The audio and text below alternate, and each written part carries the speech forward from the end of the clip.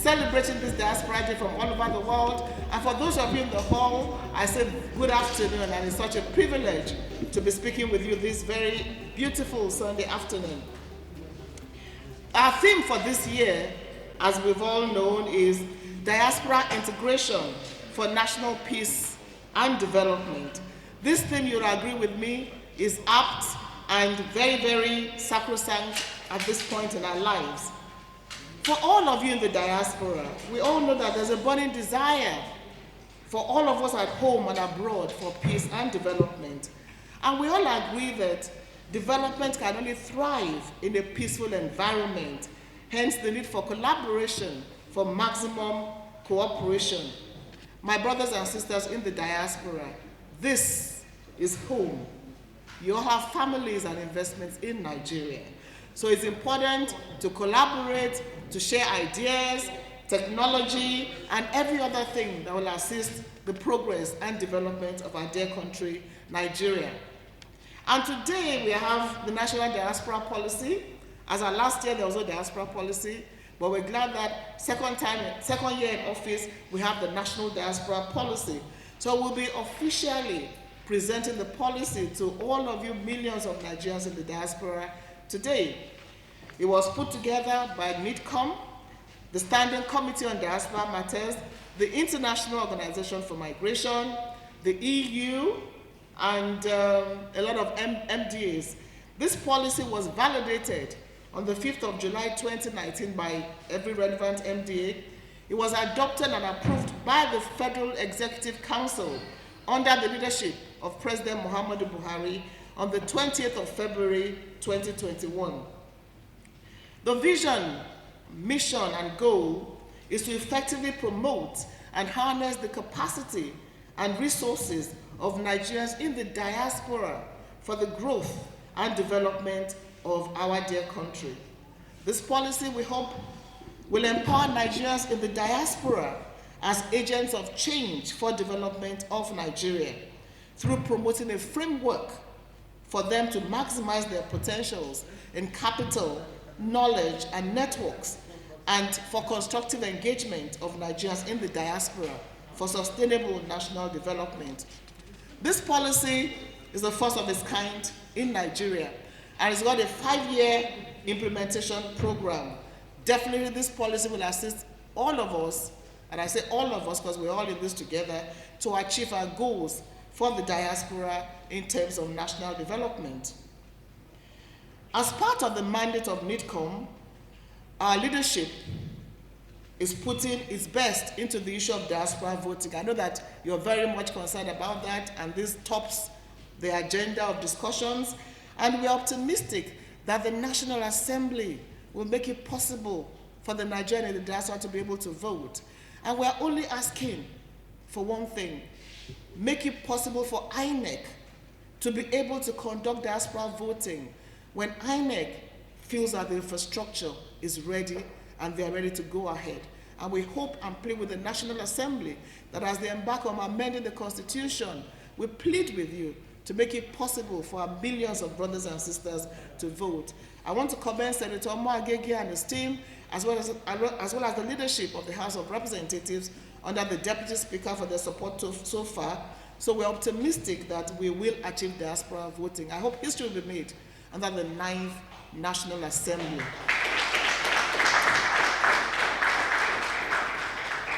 As we always say, as the President always says, be good ambassadors because you are our very best. And also share best practices with Nigerians at home. At this stage, I want to congratulate Enugu State Diaspora Focal Person for the great job they did in this 1 week of having diaspora issues. My sister, well, I can't see you because of the screen, but I want to say thank you for what you did. They went to schools, gave to schools, gave to education in Enugu State, and got the diaspora from Enugu State to go to Enugu and give back to the society. Can we appreciate Enugu State? So Governor Ugwayi, we thank you very much. NIDO UK South came with a delegation, and you know what? They went to communities, and as at yesterday they were in Karu. What they did was amazing at the Caro Children's Home. Before they left that place, there was no dry eyes at the Caro Children's Home. We appreciate you, Barrister Chibuzo, and your team. Can we appreciate them? And then also, we had the COVID-19 support group that got money together, almost 80 million naira, to give back to Nigeria by giving out PPEs to every state of the Federation. I also want to thank all our focal persons. Abia is soon going to have a diaspora commission. Let's clap for Abia State. They'll be the first state to make history. Edo State is on its way to have its own diaspora commission too. Not too long ago, we had a fantastic summit in Ekiti under the leadership of Mr. Femi Odere, the focal person there. It was a very fantastic summit. Osho also did. Oyo has done several engagements with the diaspora, and virtually every other state, Gombe, Cross River, Delta, Yobe, Ondo, all of you. I want to appreciate our diaspora focal persons who are joining us by Zoom. We only have 2 of them in the room because of COVID restrictions. Please let's clap for them, every diaspora focal person. We're only waiting for Sokoto and Rivers and Akwa Ibom to give us the diaspora focal persons. Today we're going to have a conversation with the younger generation of Nigerians in the diaspora. Our younger ones are simply amazing, and we are going to ensure that the fantastic ideas you've been sharing with us translate to action. So we look forward to the conversation with our younger diasporans called the Home String Program.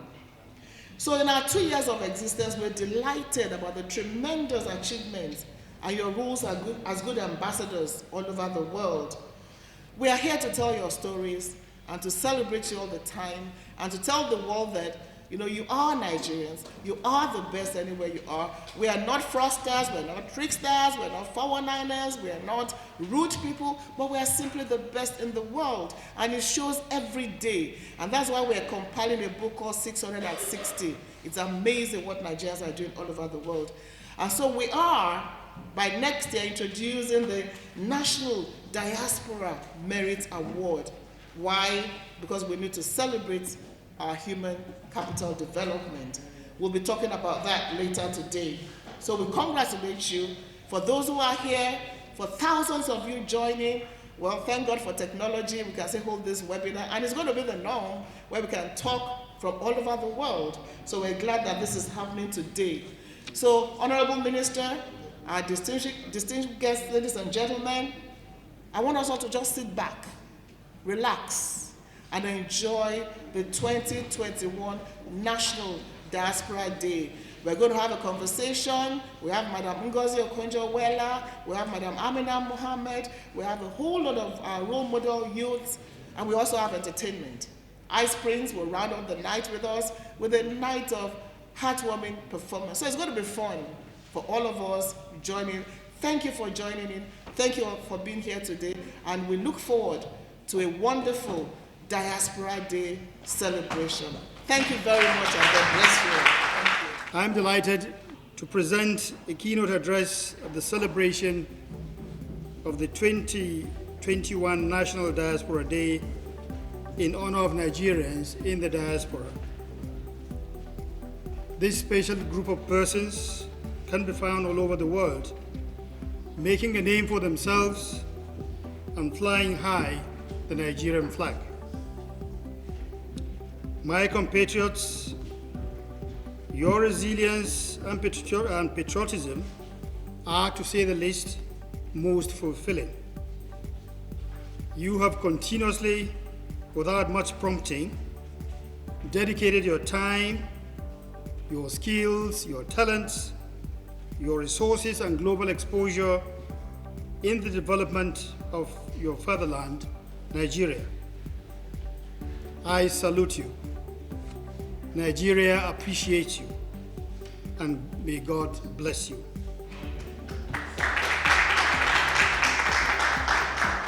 The theme of this year's celebration, as you have been told by the chairperson herself, is Diaspora Integration for National Peace and Development, which aptly encapsulates the intentions of Nigeria in her engagement with her diaspora, especially in these times when we badly need peace if any development is ever to take place.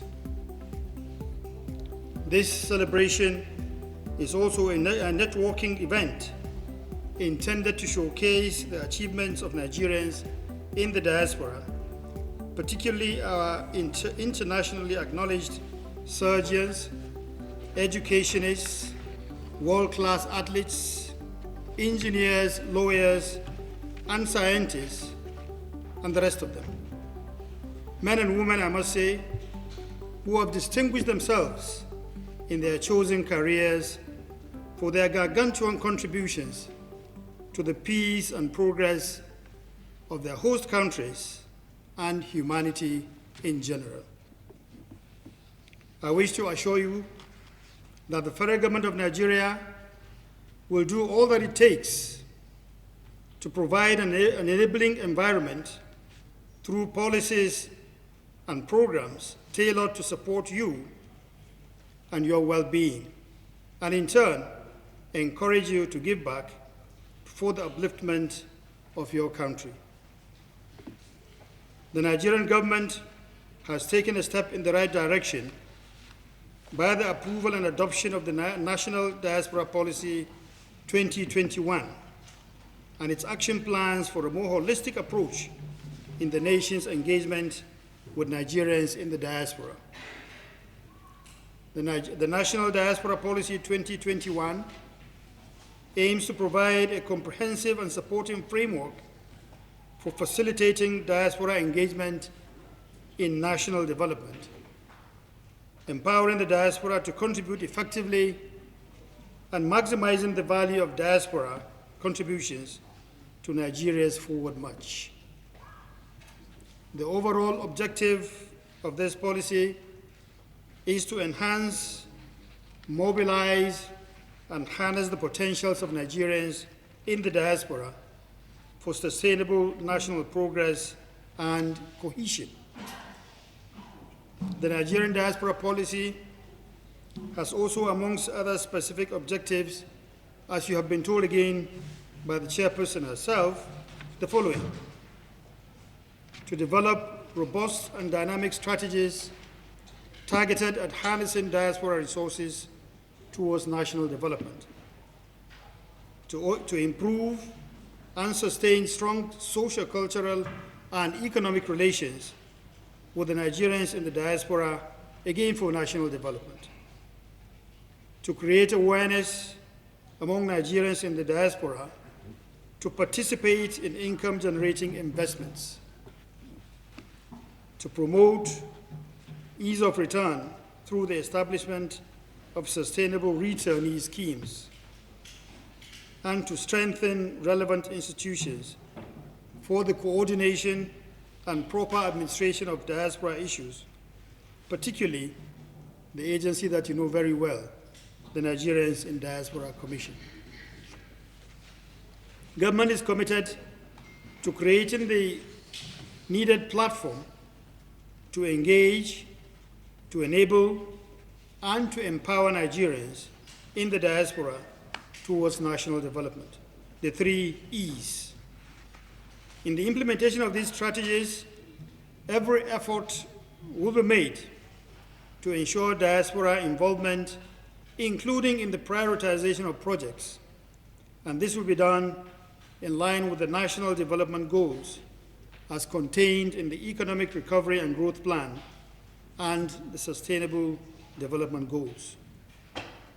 I therefore wish to urge all of you to continue to work with the federal government through the Ministry of Foreign Affairs and its agency, the Nigerians in Diaspora Commission, to ensure that the cutting-edge technology which you have all acquired in your various fields of specialization over time are brought back home to develop our fatherland.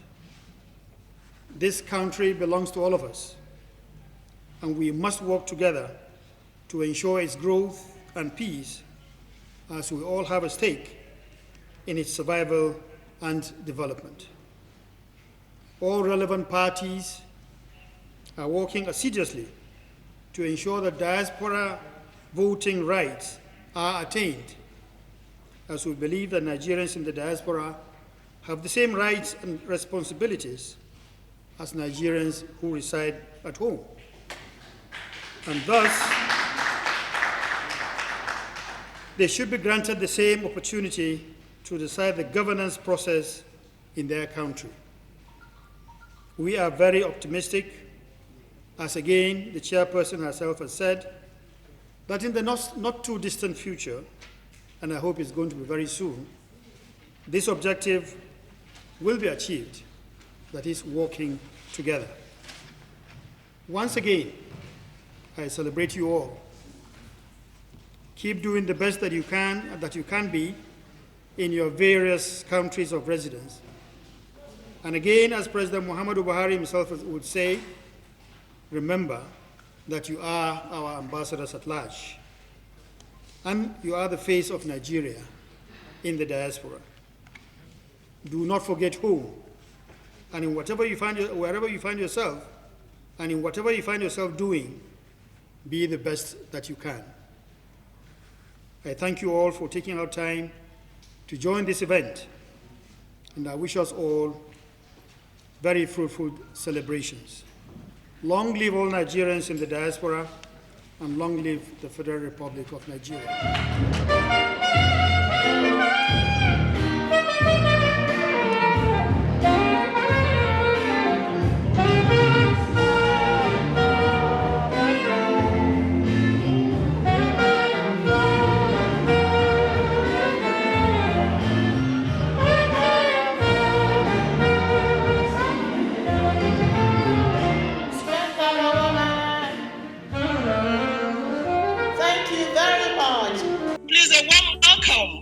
For our #1 diaspora, Dr. Mrs. Ngozi Ukonjo-Iweala, who is joining us all the way from Geneva. Thank you very much, Madam. Let me start by asking you. You are a Nigerian in the diaspora. Maybe one of our #1 Nigerian abroad. What does it feel like being away from home? Well, I miss home a lot.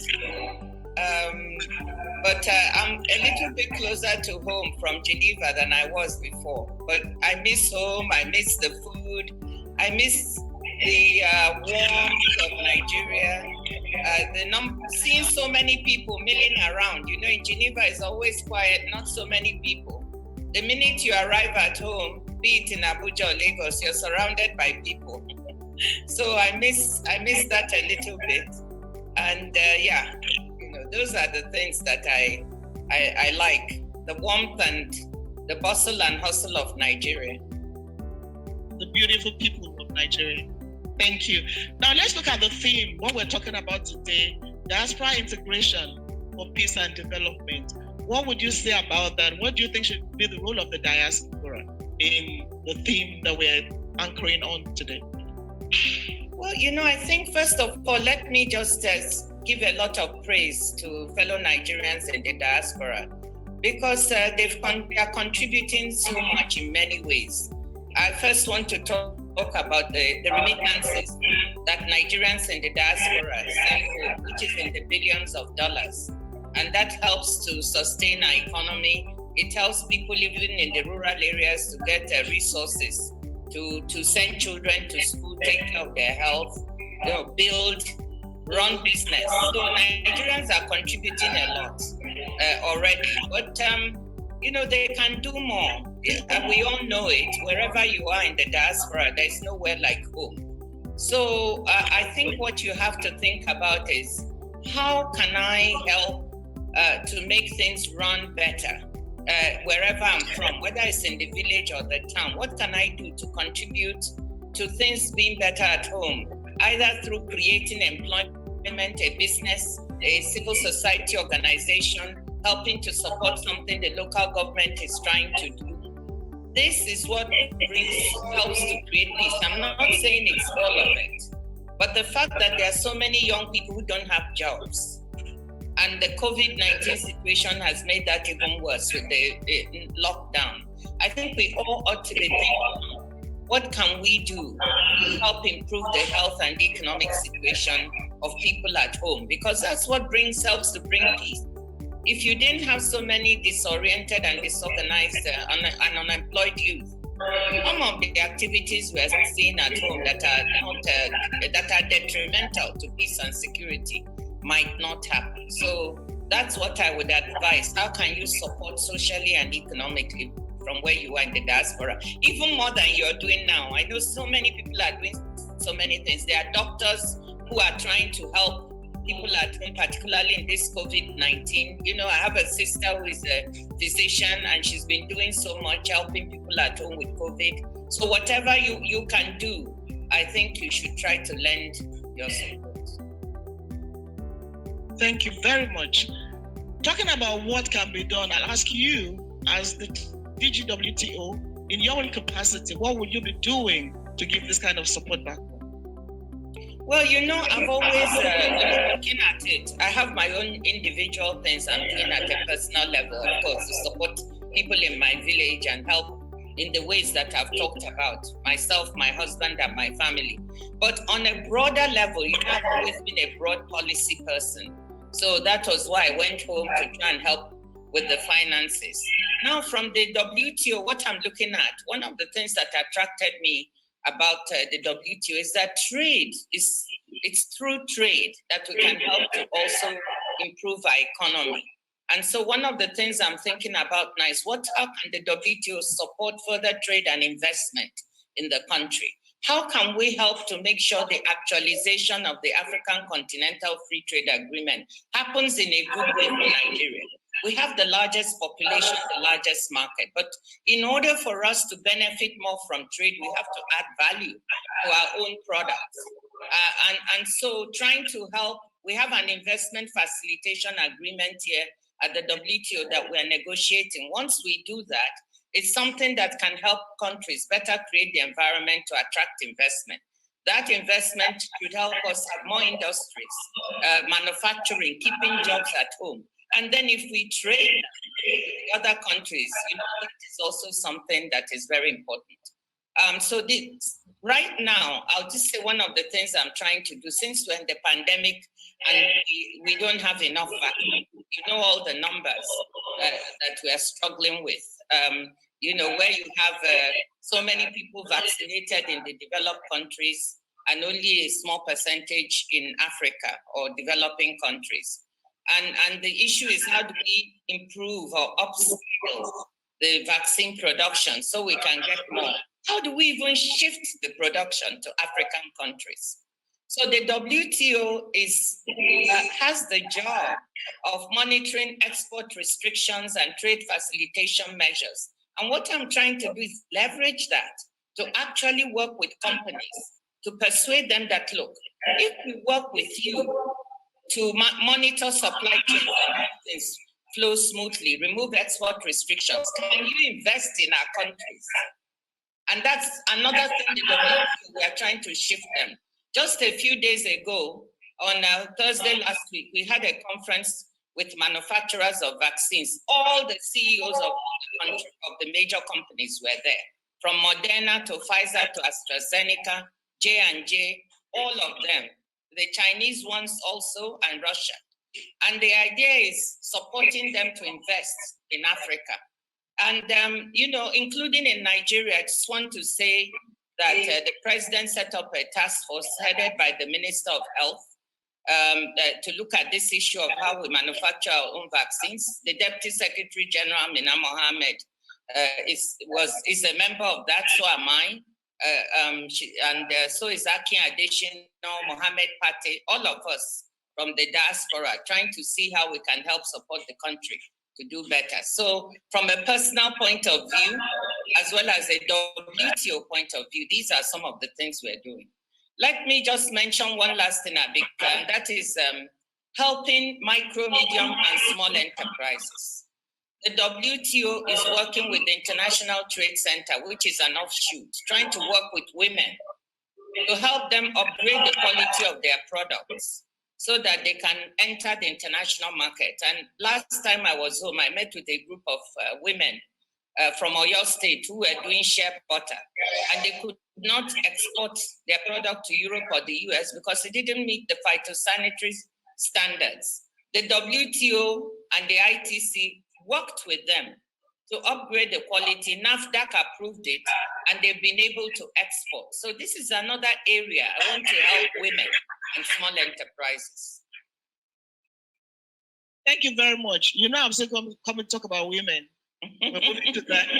But I just want to ask you, going back to the issue of vaccines and all you're doing, and again, we commend you for all you're doing to get vaccines to Africa, but how optimistic are you that it won't just be paying lip service to ensuring that we get vaccines in Africa? Well, you know, I'm worried. You know, I'm quite worried. That is why we try to bring these CEOs. Now they have told us, they gave us all the numbers of how they're trying to increase production. The vaccine volume is actually increasing. In June, we had 1.1 billion doses more vaccines produced in the world, 45% greater than the amount in May. That's the good news. The bad news is that most of those doses stayed in the developed countries, and the vaccine inequity continues. And that is why we call them, and we are trying to work with them to change this story. Now, we understand COVAX, where I was one of the founding members, is beginning to do better. It will be able to send more vaccines. It's already sent 136 million doses to developing countries, but it was supposed to have done about 500 million by now. So hopefully this will happen by this summer, July, August. So that will improve things a little. But what we are trying to do is say, look, let us not now be dependent on other people all the time. We cannot, as a continent, continue to import 99% of our vaccines and 90% of our pharmaceuticals. What we are now pushing is for us to develop that industry in Africa. And the AU, the African CDC, is working very hard. And in our own country, the Minister of Health, the CDC, they've all been working very hard to also see that we can attract some of these companies. We can even develop our own vaccines. 2 Nigerians in the diaspora, I heard, have developed vaccines, which they're experimenting now. So that's the right direction. So we worry, but we're also optimistic that it will happen. Okay, madam, let me ask you about something that is on the minds of every Nigerian in the diaspora. They want to vote. What's your opinion on diaspora voting? Do you think? Absolutely. Absolutely. I mean, Nigerians in the diaspora must be allowed to vote. They are contributing a lot. If we are sending $20 billion plus into that economy as remittances every year, why can't we vote? Even if we are not sending anything, we are Nigerians. You know, the thing I love about Nigerians is that wherever they are, they're always thinking of home. Among Africans, we're exceptional in that. There's no Nigerian I know who doesn't send money home to someone in the village, no matter how high you are. So I'm sitting here, you know, you hear someone, oh, you know, we need to go to the hospital, we don't have enough money, we can't pay school fees. So they're doing all these things at home, setting up businesses. We should be able to vote. And we can do it easily through our embassies being empowered to do that. Senator Lori Egba is here. He's representing the Senate. Nigerians in diaspora deserve to vote. Can we have another applause for that? And all we're saying is just empower INEC to do it. It's not the National Assembly that will conduct it. Just empower INEC. Thank you very much for that, madam. Okay, again, I'll take you back before we round up. You talked about what the diaspora should be doing. What should we, as a government, do? We have a diaspora commission. We're 2 years old. We now have a diaspora policy. But what more should government do to get to the level of countries like India, Pakistan? When Ireland was in recession, 1,000 Irish saved that country from recession. What advice do you have for us as a government to do more for the diaspora? Well, first of all, Honorable, let me congratulate you for what you're trying to do, lifting up this issue, and congratulate all the governments, starting from President Obasanjo all the way to President Jonathan, President Buhari, the office has become stronger. But I think we could do more. The other day I met with a group of young Nigerians here in Geneva. I was so proud of them. They are so talented.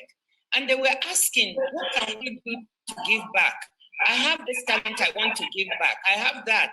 They say, how can connect us to someone, or how can you do this?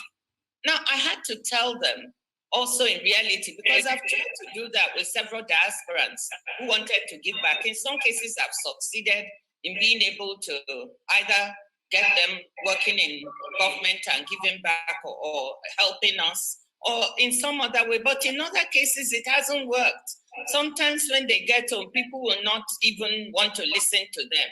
They'll say, who are you? You've been sitting there in the US or UK enjoying yourself, and you want to come here and come and tell us what to do or how to do things. And they don't always, how we are. They don't always get a friendly hearing. So I think one thing you could do is really establish a one-stop shop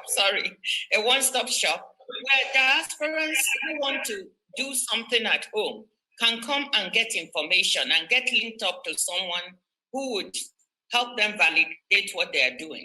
If they want to help in government, some of them have talents that we need. Why is it that Nigerians are doing so well outside, giving their expertise in other countries? And here we have a country so large and we can't do that easily.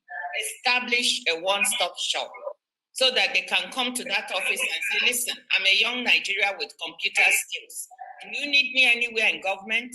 Can you help me? I want to set up my own computer business, or I want to go to the village and do X. That's one thing I think we ought to try and do right away, and make a friendly place that Nigerians can come to. Thank you very much. I'm sure, yeah. That is what Midcom is trying to do. In fact, today we're launching what we call the Home String Program for the second and third generation of young Nigerians who have been coming to us actually and say, what can we do? So we're launching that today, and we're going to count on your support. And those younger ones you saw in Geneva, please tell them to just see us. We're ready to. I'm very happy. I'll go back to them. Get in touch with them and we will listen to them. In fact, we've been doing that and we know we have to do a lot more. Thank you very much for that. Now, before we let you go, we have to talk about women. I mean, and I want to be as honest as we can. How easy is it being a woman in your position? Definitely, it's not a bed of roses, but can we share briefly part of your experiences, what it is like being at the very top? Well, like you said, it's not easy. But I tell you what, I'm doing a job where my training and expertise is being put to use. And so for me, it's intellectually very challenging. There's a lot of politics in it too. When I was campaigning, it almost felt like you were running a political campaign at home. I learned a lot with all the intrigues and stabbing in the back and everything. Well, I've run a political campaign now. But the nice thing about this is an economic post. I mean, you need your training. And what I advise people, and I advise women, always go for something in which you either have a passion for and you have the training to do. Because at the end of the day, when you're running something, it's not about you being a woman. It's about the competence you bring to the job. It's very nice for people to say, oh, she's a woman, first African and first woman in the job. But if I go there as first woman, first African, I don't have the competence and what it takes. I will be letting women and Africans down. So the number one advice for women is make sure you have the competence to do what you need to do. At the end of the day, once you have the competence, people forget whether you're a woman or a man. They'll just say, this is somebody doing the job. I found the same as a finance minister, also the first female finance minister in the country, and the longest serving one, by the way, which is not an easy thing. At that, to survive 7 years in Nigeria in two governments is not easy. But you know what I tell people, I remember at the time there was a lot of pressure for me to do social things, attend old girls meetings, do that. And I didn't. I was very focused on the job because I felt like if this is the first woman that has had the door open under President Obasanjo and then President Jonathan, I have to focus on delivery. If I deliver well, it will no longer be an issue for other women to be put in that job. Nobody will even think twice about it. Same with foreign affairs. I was the first woman. So showing competence. And can I tell you something? I'm so proud because after I was Minister of Finance, now there are many women who are going there. Nobody even comments again that there's a woman as finance minister. It has become normal. So that's what I'm aiming for here at the WTO. I want to deliver and do a good job. And sometimes I'm very focused. And people say you don't even take out time to socialize. It's not that I don't want to. It's to make sure we do a good job. So that's my advice to women. Second, enjoy it. Try to enjoy the job. Do something you're passionate about. I'm very passionate about what I'm doing because I think this will help my country, Nigeria, and will help African countries integrate better into the world market to their own benefit, to the benefit of our continent. And that drives me. And I like the fact that we're going to be able to do better. Fantastic. I'm still on woman. I'm sure a lot of people ask you, how do you balance your career with your home? You got a successful home, you got great children, and you got a great career. I know it's challenging, but again, I'll ask you, how do you, in your own way, balance both? You know, when I thought if you ask me a question, I'm going to show you my latest book. It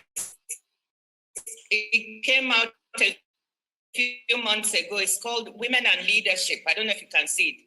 Real Lives, Real Lessons. And I wrote this book with the former Prime Minister of Australia, Julia Gillard, who is a friend of mine. And we did it because we tried to answer the question you just posed. What do women leaders do? We know what we did. What do the others do to balance life and home? So we interviewed 8 women leaders, from Hillary Clinton to Theresa May to Jacinda Ardern to Ellen Johnson Sirleaf. We interviewed so many of them. And we found, I want to quote what Jacinda Ardern, who is not only a young female Prime Minister of New Zealand, she's the first one to have a baby while in office. Oh, she's the second one. The first was Benazir Bhutto. And we asked her, so how do you do this balance? You know what she said? She said, I don't balance anything, I just make it work. She said, there's no magic bullet. I just try to make things work. And she said, because I have a partner who is understanding and who is helpful, it works. So that's what I say. In my own life, I've had a very supportive spouse who took equal responsibility for trying to bring up his children as I did. A spouse who thought my career was as important as his. My husband is a neurosurgeon. You know, so he was also extremely busy. But somehow together we decided we'd make this partnership. The second thing we did, we brought up our children in a certain way. By the time they were 5 or 6, they knew to clean their own rooms and do their own laundry in the washing machine. At that time, we were in the US. By the time they were 12, 3 boys, and 1 girl, we taught every single one how to cook. So all my 3 sons know how to cook because they've learned that there's no woman in the future who's going to be cooking and cleaning for them. There must be an equal partner in their home. So all my sons now can cook, and they cook, they clean. They know that they have to be supportive to their spouses. So I'm trying to do the next generation that balance even before they get there. Very much. That deserves another round of applause. Thank you. But I'll also ask you, you mentioned it, but seriously speaking, did you have, I don't want to say high blood pressure? Were you worried at a time that, oh my God, America is against me, I may not get this job? I was. Of course, I was absolutely shocked. When, after all that, this thing went on for 6 months, this campaign. and the interview. And of course, it was a very nerve-wracking process. You know, it's a big risk. I'm honored that the country nominated me, President Buhari, the chief of staff, they were all supportive. They nominated me for this, but you know, it's an open competition with 8 other people. So if you fail in the eyes of the world. So it was really nerve-wracking. Then after all that competition against and winning and being at the top, then you had the US. So I was quite shocked. It was a very difficult time, let me put it that way. And, but I didn't give up hope. I felt we won this thing fair and square. Nigeria won. It wasn't just for me, it's for Nigeria. And somehow or the other, God is going to do it. And and you see, God did it. I believe so much in God. So I said, you brought me to do this competition. You will see us through. And by and large, when the Trump administration left, they were objecting for no reason that I could really make out. But it was a big shock. And it was not called for, I will put it that way. So when the Biden administration came, everybody was wondering, will they now change tack or won't they? And thank God they decided that, look, fair is fair, and the person winning should be given the post. And that's what happened. Indeed. Indeed, fair is fair. So on a very fair note, before we let you go, Madam Ngozi, what message you have for thousands of Nigerians in the diaspora listening to you, and also particularly the younger ones that are also listening to you today as we mark our annual Diaspora Day? Your final message. My final message is I am so proud of Nigerians in the diaspora. Really, I mean it from the bottom of my heart, because they are they struggle. It's not always easy in any country they are in. They work so hard. Now, what I want to tell them, especially the young ones, remember that you are Nigeria. Each action you do, other Nigerians will be judged by it. So those who are tempted to do the wrong thing, please don't. Because once you do it, they'll say, Nigerians, that's how they are. And they will tag the country in that way. I want you all to keep doing the right thing. I would say 99% of Nigerians in the diaspora are the best. They are working so, in the US, we have the highest number of doctors, with the highest level of training in North America. So keep doing the right thing. Don't be tempted to do wrong things, because all of us will be judged by that. And always think of home. There's nowhere like home. I love home. Sometimes I wonder why. Given all the problems, but I love Nigeria. I hope you continue to love Nigeria and to hold Nigeria very high in the esteem of everybody. That's what I have to say. And to have a one strong, united Nigeria. Yes. Yes. Well, on that note, on behalf of thousands of Nigerians in the diaspora listening to you and those in this hall, I want to say thank you for your time. Thank you for making this a memorable Diaspora Day. And we look forward to seeing you in Geneva and also visit you as a diasporan. Another round of applause, ladies and gentlemen, for Madam Ngozi Okonjo-Iweala. Thank you, Honorable. Good afternoon, everybody. At this point, can I be allowed to stand on existing protocols, please? Basically, distinguished ladies and gentlemen, it gives me great pleasure to be a part of the 2021 National Diaspora Day celebration. I wish I could have been in Abuja today, but unfortunately, I'm at my constituency. And I am indeed honored that I've been asked to present a goodwill message. But before I proceed, I would like to commend Nigerians in Diaspora Commission under the able leadership of my sister, Honorable Abike Dabiri-Erewa.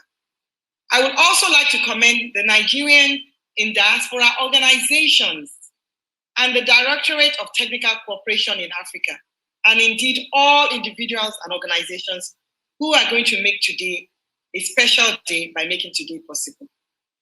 National Diaspora Day is a day of great importance because it's a day to acknowledge Nigerians living in the diaspora, contributing to Nigeria, and giving Nigeria a good face out there in the world.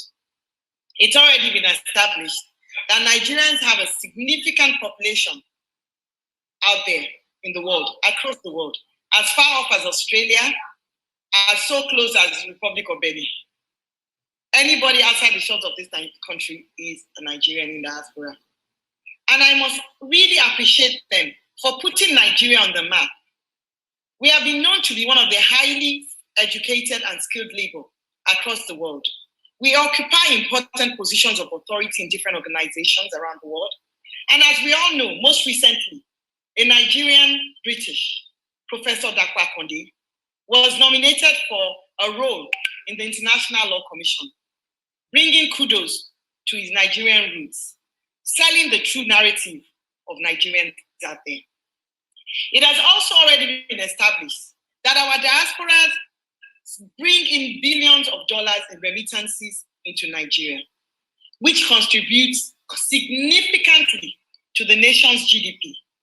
Many of our diaspora have been contributing to national development in areas of trade, investment, entrepreneurship, job creation, apart from social, economic empowerment of their families and friends. These and more are the reasons why our diasporans need to be celebrated. The theme for this year's Diaspora Day is captioned Diaspora Integration for Peace and National Development. And I think this theme could not be more apt, taking into consideration the current developmental and security challenges that our country is facing today. Restoring Nigeria's ailing economy will require a multifaceted approach that should involve all well-meaning Nigerians, both home and abroad. And a critical component of this approach should be our diaspora, who are known to possess the resources, the skills, and the funds that will help to revive our ailing economy and restore security in our land. However, we must also understand that for effective engagement of the diaspora for national development, there must be first and foremost trust. Currently, there exists a trust deficit, which must be reduced before we can make meaningful headway. How do we build this trust? How do we get diasporans to believe more in Nigeria and to believe and trust that Nigeria will do right by them? We need to entrench good governance and obey the rule of law. We need to listen to each other to understand what the diaspora has to offer and what he is willing to offer and what he expects in return for his sacrifices. Our diasporans are very hardworking out there. And if they're going to support their home country, they have to know that their home country will not let them down. We need to develop outreach campaigns that will propagate positive news about Nigeria rather than the negative news that seems to be more in circulation. No country is without its problems. Every country across the world has its pros and its cons. But as Nigerians, whether at home and abroad, regardless of the pros or the cons, we must be committed to our home nation. Therefore, Nigeria, as a country, we must give our diaspora a sense of belonging and open up spaces for them to participate in governance, such as the right to vote. I am proud to say that at the National Assembly, House of Rep, we are vigorously pursuing this objective through constitutional amendment. I and some of my colleagues moved this motion, and we have followed through with this motion to ensure that we try and use that as a means to build trust with Nigerians in diaspora. Because if you can participate on who will govern you, then you will be willing to give all that you have to that nation where you have a say. We also need to create links between diasporans and government at local levels in order to mobilize the diaspora for development at the grassroots. And in that regard, I would once again like to commend the Nigerians in Diaspora Commission for getting the states to set up state diaspora offices and the appointment of state diaspora focal point officers that will coordinate and mobilize interactions with indigenous diasporas for development in the individual states. It is my hope and my prayer that at the end of this year's celebration of our diasporas, we would have further strengthened engagements with our diaspora communities for enhanced national development. Let me once again assure you that the House of Representatives Committee on Diaspora is always available to provide all the needed support to ensure effective engagement at various levels, as well as eliminate bottlenecks that may hamper the realization of effective diaspora integration for peace and national development. Greetings from the Speaker, Honorable Femi Gbajabiamila, members of the Diaspora Committee, and the members of the House of Representatives of the Ninth Assembly. Once again, I would like to express my gratitude for the opportunity to present a goodwill message. But before I go, I must touch on something that Dr. Ngozi Okonjo-Iweala mentioned, the supportive spouse. It is indeed very important to have a supportive spouse. And in my teachings and mentoring, I tell young ladies in Nigeria, I coined something and I call it the day soup man. And I tell young ladies, do not, if you want to shatter the glass ceiling, do not marry a day soup man. And then people burst into laughter and are like, here you go again. Now, what is a day soup man? The day soup man is that man who wants to eat fresh soup every day. Not only does he want it to be served every day, but he wants you, his spouse, to cook it. When you are dating, you already know who a day soup man is. And then at the same time, you say you want to crash the glass ceiling. The two cannot be achieved together. So if you want to crash the glass ceiling, like Dr. Okonjo-Iweala has done, like many women have done, then you can be married, but not a day soup man. Thank you very much again for listening to me.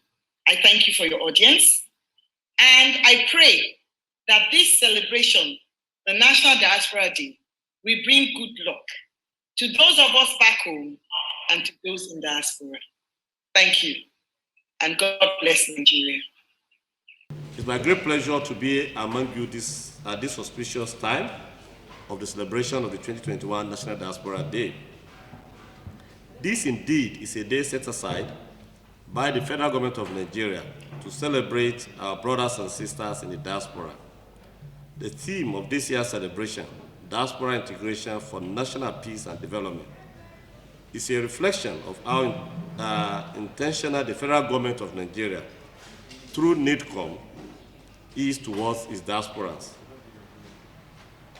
This is premised that development of Nigeria and its national peace require the support and participation of all Nigerians, either we are at home or we are abroad, just like it was stated by all the previous speakers.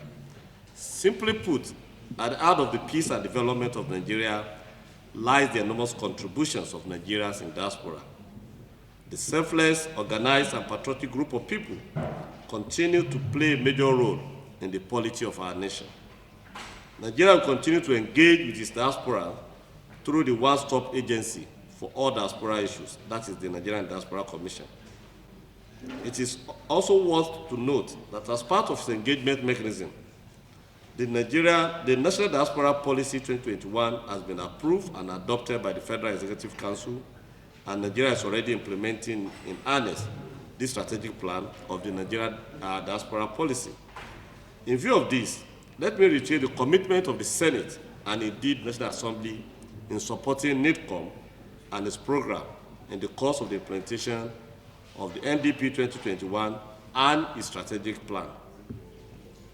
Furthermore, I'm sure you are all aware the start of the constitutional review, and let me just pause here to say that the bill on diaspora voting is yet to be completed. We are meeting again next week. We had a series of meetings before we went on break, and the Senate Committee on Constitutional Review, which I'm a member, is reconvening next week. But I want to assure us that the bill will scale through, at least from the National Assembly perspective. But to emphasize again, because we are strongly supporting it, I'm a member of that committee and I'm a strong advocate for that bill. However, I want to call on all of us here and diasporas that understanding our constitutional process, the National Assembly will pass that bill, but for an amendment to the Constitution to scale through, it requires 2/3 of the state assemblies of the country. And that is where we normally have some orders. So hence, Diasporans are from every state of the country. They should make effort to be able to advocate. As we say in democracy, it's all about advocacy. So that what I'm trying to say is that it's not just National Assembly, because you may hear it that it has scaled through National Assembly, but what will come back for us to pass may not scale through if we don't have two-thirds of the state. But I'm pleased that NITCOM now has offices in several states, and they'll be able to use that to be able to get our state counterpart, that's the House of Assemblies in the state, to support that effort. Also, let me also use once again to congratulate and celebrate the outstanding achievement, resilience, and positive impact Nigerians to make all around the world. Dr. Ngozi Okonjo-Iweala has just emphasized several of what that has meant. You have indeed flown our banner very high in your respective host countries. Our groundbreaking surgeons, cutting-edge technologies and scientists, astute businessmen and women, etc., you have all done well, and we are proud of all of you as you represent the best of our country. Before I conclude, I also intend to make a comment on the question of vaccine production, which Dr. Okonjo-Iweala said. I happen to wear another cap as the chairman of the Senate Committee on Health. I'm very much familiar with that issue. In fact, indeed, 2 weeks ago, myself and Honorable Minister of Health had a special meeting on that issue. I want to assure us that as National Assembly, we have done and provided all the necessary support for that to become a reality. In the COVID-19 budget, we had provided in the past, in 2020 budget, 10 billion naira for local production of vaccine. Now, that money was provided because we wanted local production.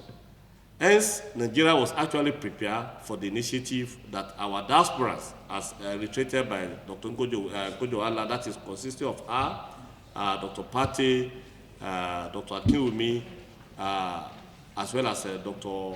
Amina Mohammed, put it together.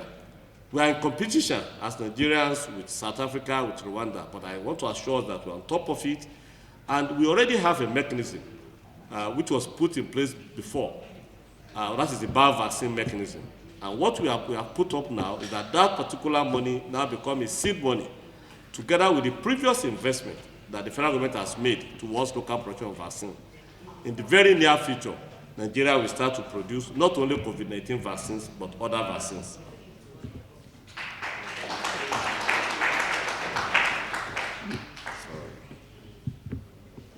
And this indeed is what I also look forward to. And that particularly shows what our diasporans are doing. Because just as I reiterated, we could all see that the Nigerians in diaspora that are putting that effort for us to be able to achieve that very essential and necessary life-saving measure.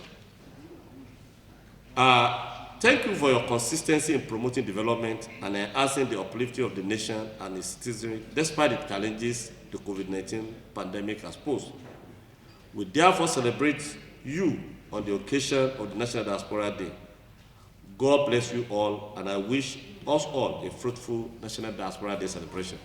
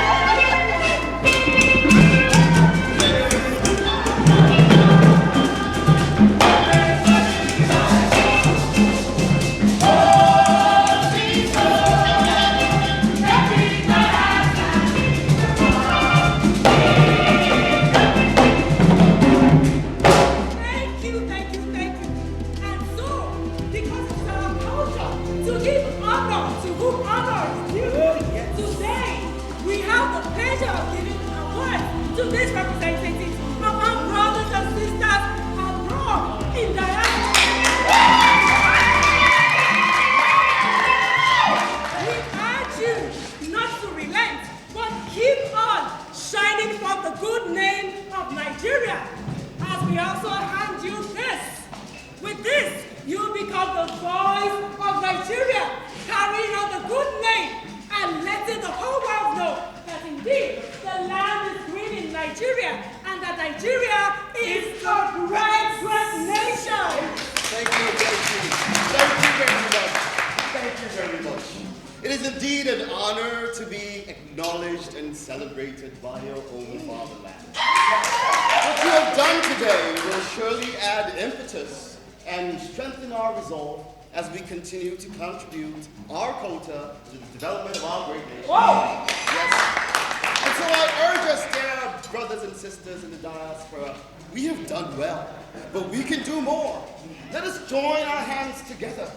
Let us stand strong and develop this country and make Nigeria great. For together, we will build this nation. Thank you. Great people, as we continue to celebrate our big people here, let us all relax. Fasten your seatbelt and let my people here train you to the glorious zoo of our performance.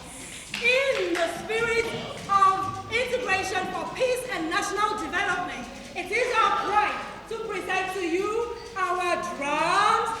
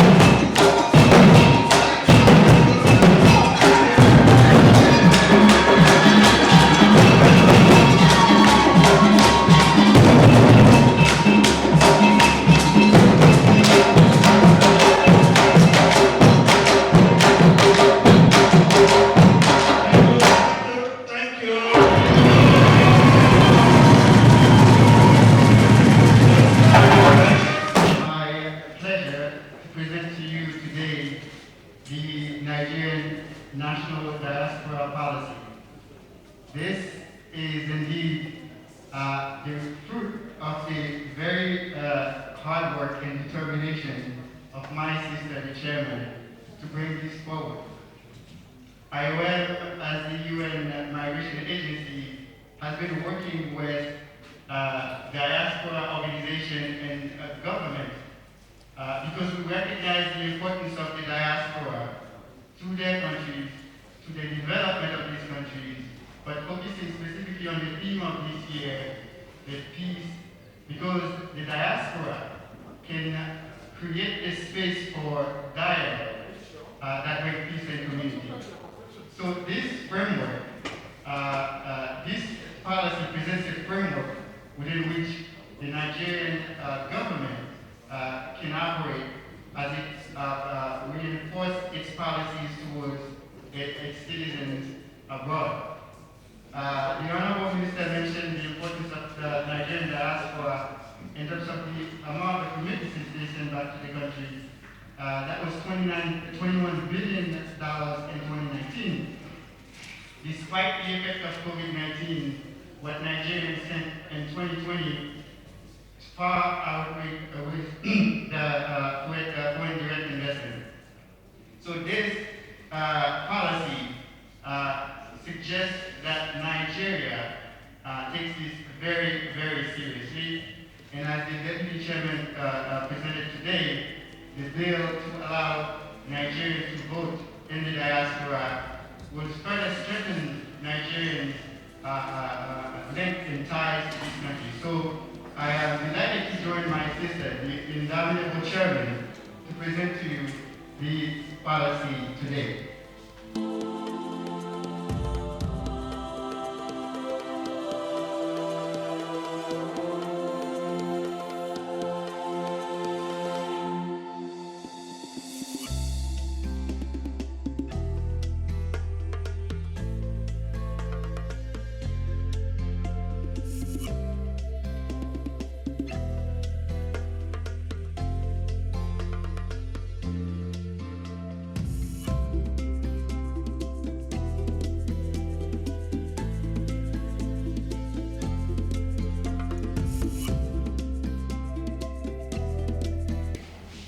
International Center for Migration Policy Development that I have the privilege of leading in Nigeria wishes to congratulate the Commission for all its accomplishments and to acknowledge the efforts made through advocacy for possible diaspora voting. We wish to encourage all stakeholders and to lend our voice to the efforts being made and championed by Honorable Abike Dabiri and Honorable Tolulope Akonde Shadipe for the realization of this vision.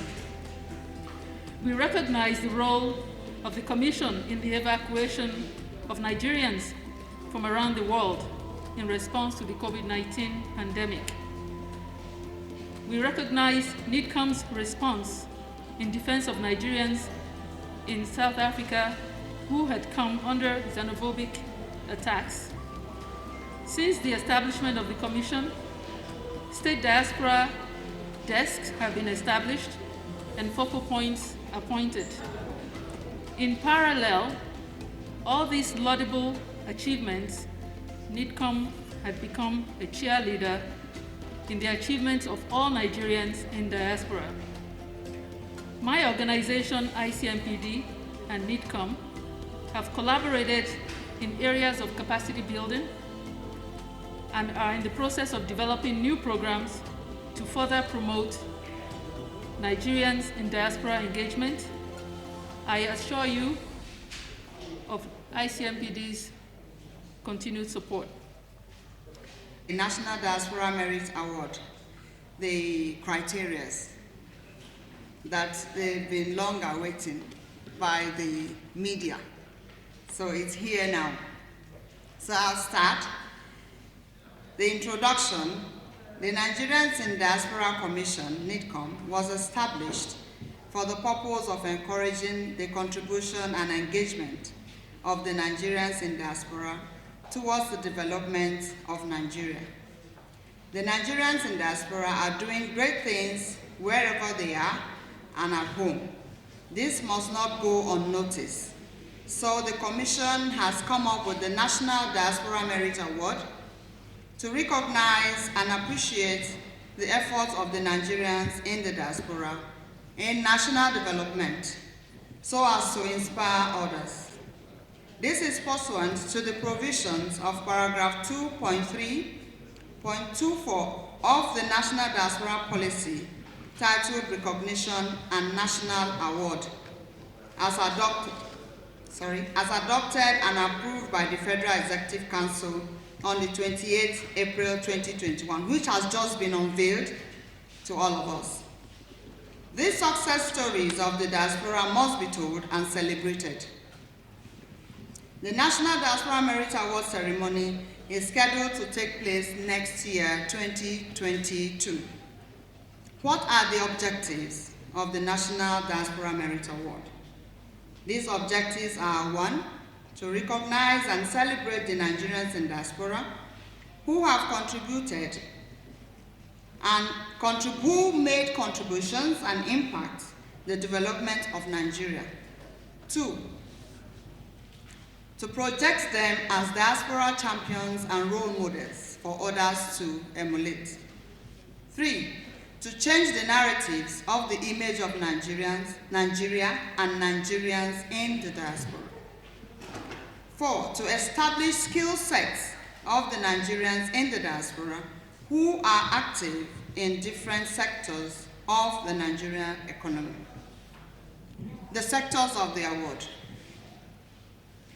The categories of the National Diaspora Merit Award include those who have excelled or contributed in the following development areas and others: agriculture, information communication technology, science, technology and innovation, water resources, finance and economics, youths and sports, oil and gas and energy, education, entertainment, arts and tourism, hotel and catering management, housing and real estate, transportation, fashion and aesthetics. Philanthropy, it's not left out, leadership, development, and many others. What are the eligible criteria?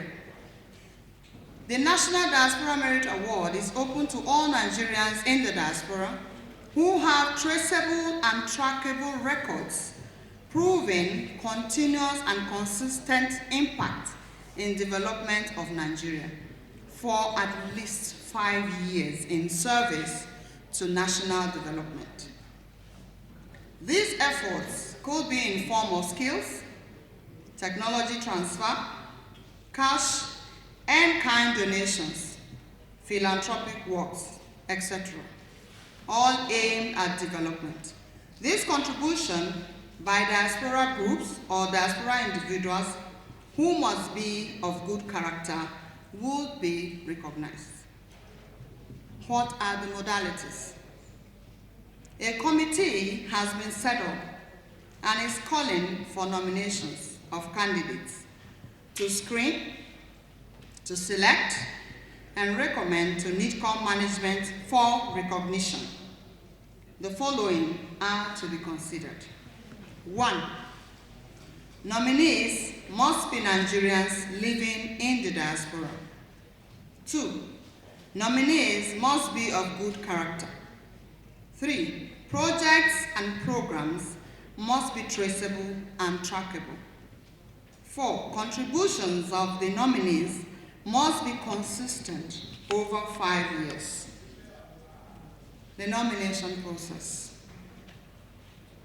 Submission of qualified candidates should be done at, there's a site for this nomination, and is nidcom.gov.ng/nomination. So the nominations will be done there and uploaded there. The call for nomination starts today, the 25th of July, 2021. The essence of this is to celebrate Nigerians in the diaspora. The closing date for submission of candidates is 25th of October 2021. That is 3 months period for nomination, submission of nomination. The National Diaspora Merit Award Committee will collect and submit nominees after closure of the portal on the 25th of October. So that portal will be open today and will be giving 3 months of grace for the submissions of the nominees. The committee will do the screening of nominees and selection of the awardees within the time frame of 3 months, 25th October 2021 to 25th January 2022. Thereafter, it will submit its recommendation to the management of NIDCOM for final confirmation and approval in January 2022. The award ceremony.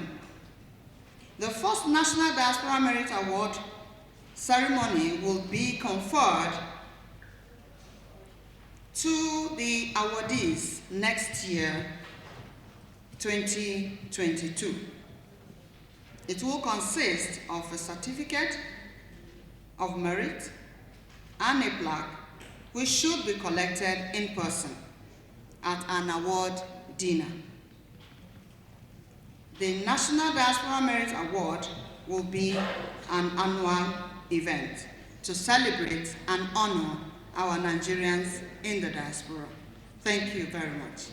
On behalf of the board, management, and staff of EcoBank Nigeria, I'm pleased to congratulate the Nigerians in Diaspora Commission, NIDCOM, and indeed all Nigerians in diaspora on this National Diaspora Day celebration in Nigeria. EcoBank, the Pan-African Bank, is pleased to partner with the NIDCOM, ably led by Honorable Abike Dabiri Erewa, to create a platform where Nigerians in diaspora are able to communicate with Nigerians here in the country and also participate in various programs to promote the economy of the country through various opportunities, remittances back home, engaging in investing in the real estate industry in Nigeria, supporting MSMEs in Nigeria. All these areas are areas where EcoBank is pleased to collaborate with Nigerians in the diaspora. And our world-class, award-winning remittance platform, Rapid Transfer, is always available for your use to remit money home safely, conveniently, and in an affordable manner. Thank you very much. Good day from Abuja, Nigeria. My name is Austin Obina Ezejofo, PhD. I'm the team leader for the GIZ program Migration and Diaspora in Nigeria. The PMD has the sole objective of supporting relevant stakeholders to achieve their development goals here in Nigeria by harnessing the positive effects of regular migration and diaspora engagement.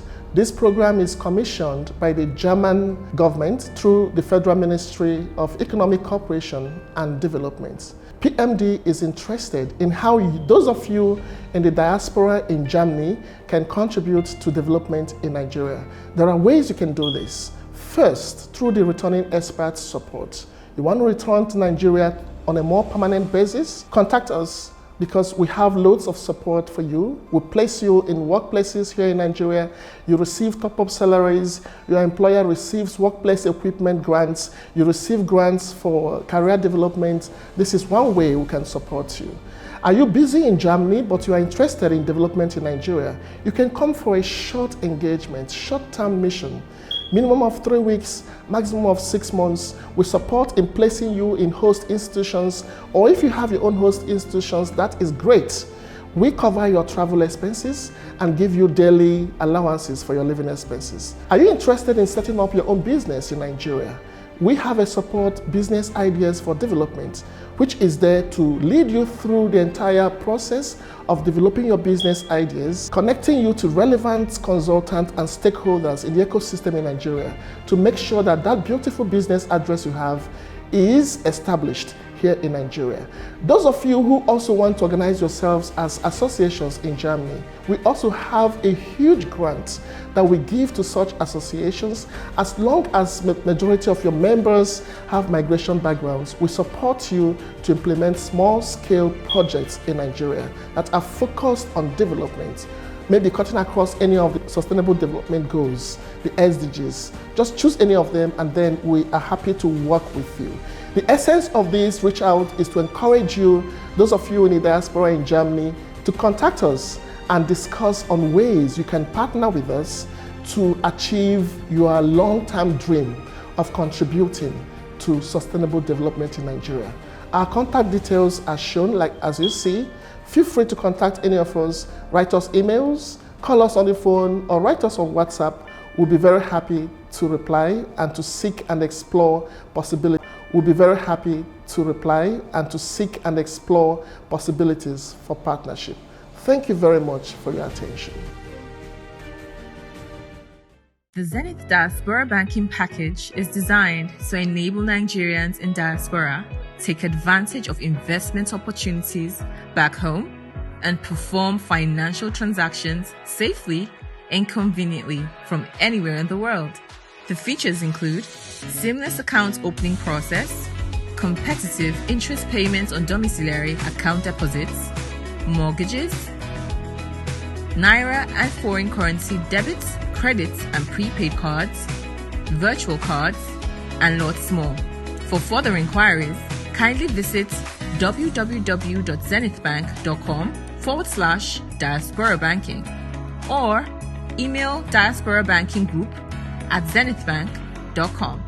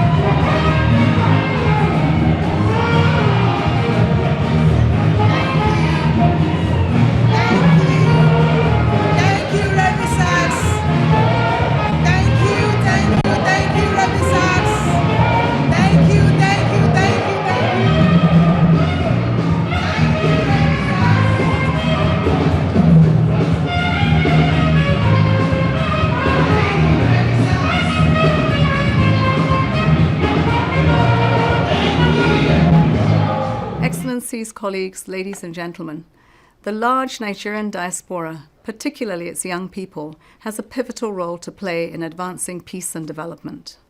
With their experience, networks and resources, they can counter stereotypes and project an accurate narrative on Africa that brings out the richness and the talent of our countries. The diaspora community is well placed to tackle misinformation, raise awareness of human rights, build partnerships, and mobilize political will and investments.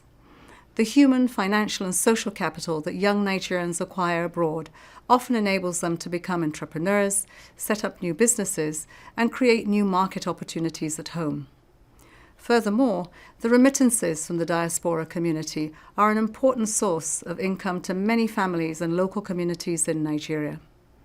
Remittances play a pivotal role in reducing poverty and financing investments in health, housing, education, especially that of girls, and of small businesses and development.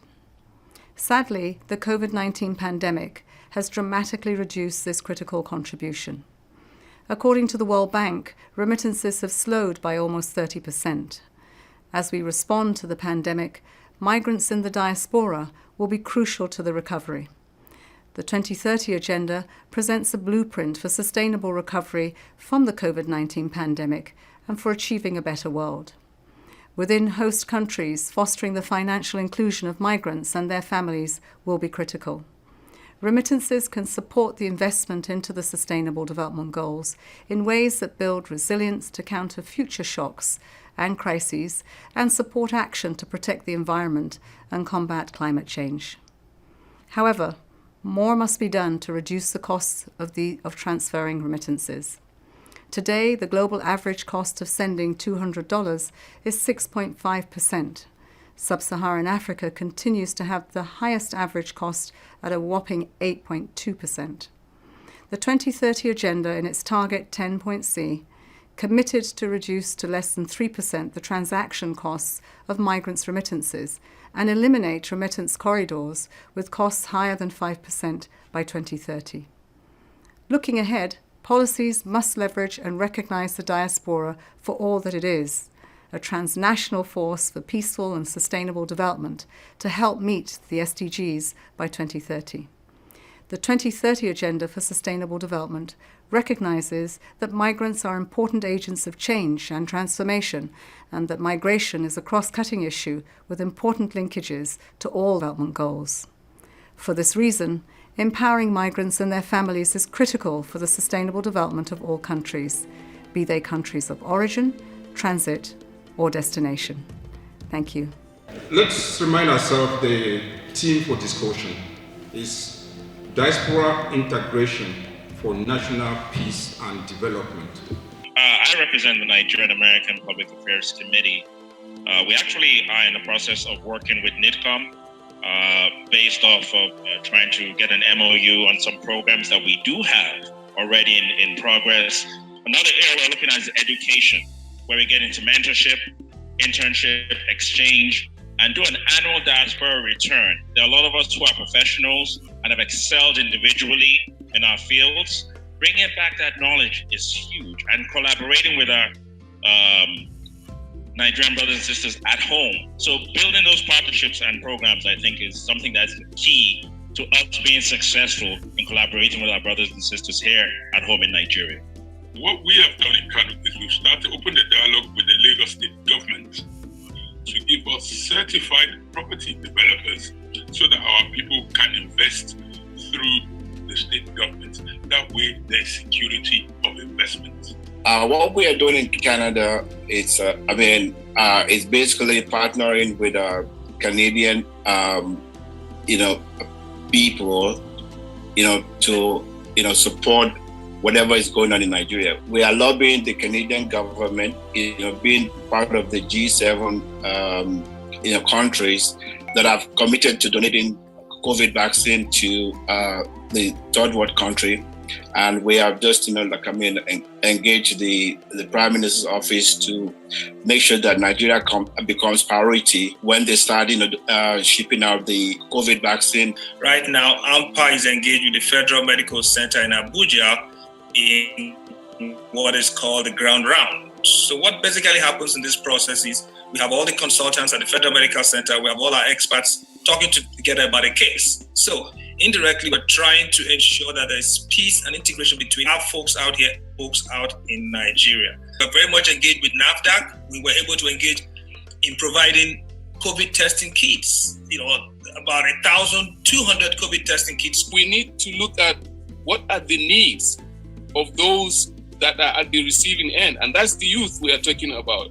So in order to be able to move on, we need to seek partnership. Like we here in the diaspora, we need people who are at the receiving end that we can be able to partner with, and that will be able to move us forward, because the youth are essentially influencers. They influence parents these days, they influence their peers, they influence communities, and they have the capacity to also influence the nation as a whole. You need unity for any society to develop.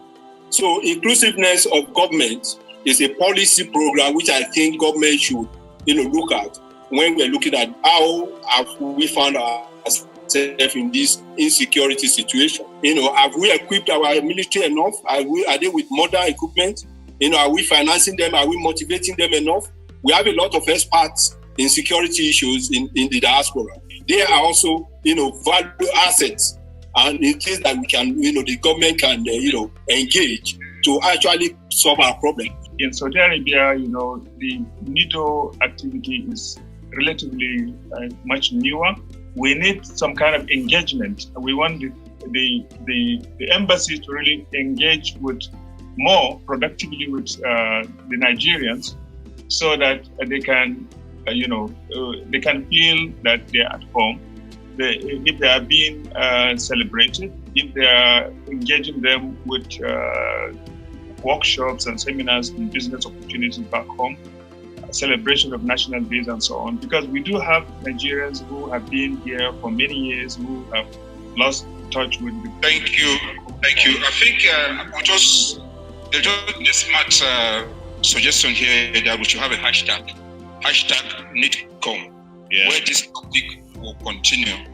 So that's what. So on all social media handles, if you have a conversation or contribution to this topic, just put hashtag NITCOM. And then we can continue the conversation. So we can continue this conversation online, hashtag NITCOM. Just to remind us of the theme for discussion again is Diaspora Integration. Diaspora Integration for National Peace and Development. Are we in diaspora, are we ready to unite, to integrate for national peace and development? And I call on all the associations here, and I call on NIDO Worldwide Coordinating Chair. Are we ready to integrate for national peace and development? Let's proceed. Hashtag NITCOM online. Thank you. Thank you. Diasporans, I know together we can do it. Remember, divided we fall, united we stand. Together we can build this nation. Thank you once again. Nigerians in Diaspora Commission, we're really grateful for this opportunity. So in the pursuit of Nigeria's economic and social development, in line with the federal government of Nigeria's goal of diversifying and growing the economy, the Nigerian Diaspora Investment Summit was initiated in 2018 and provides a platform for economic engagement of the diaspora in specified areas of the country's economy. It aims to facilitate partnerships between diaspora investors and in-country MSMEs and PPP projects that will promote sustainable and inclusive socio-economic development of the nation. And part of the success story, to just let you know, even within the LOC alone, the team putting together the NDIS, we have collectively impacted hundreds of lives in both capacity building and also in investment in their businesses. So we do want to encourage you, please watch the video and be a part of Nigeria's success story. Thank you.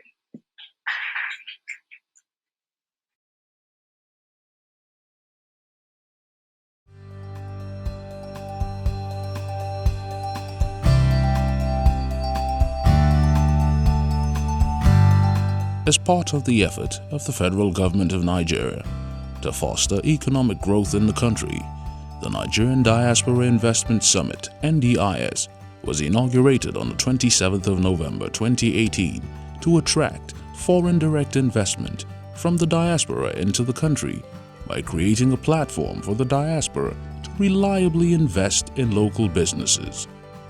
The inaugural summit, with the theme Activating Diaspora Investment for a Diversified Economy, was well attended, with well over 300 investors attending the program.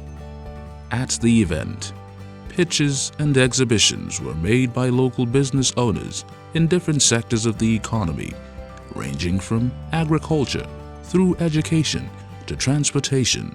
What they've done here is to bring a parade of high-powered and high-level government officials, ministers, the vice president, telling us precisely what it takes to create a business here.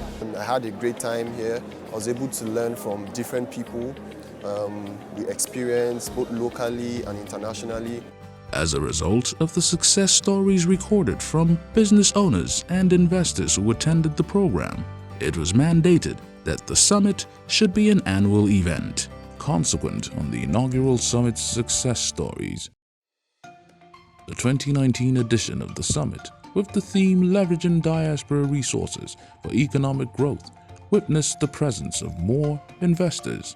The climax of the two-day event was the keynote speech by Professor Charles Soludo on the first day, and the special remark of the Vice President, Professor Yemi Osinbajo, on the second day.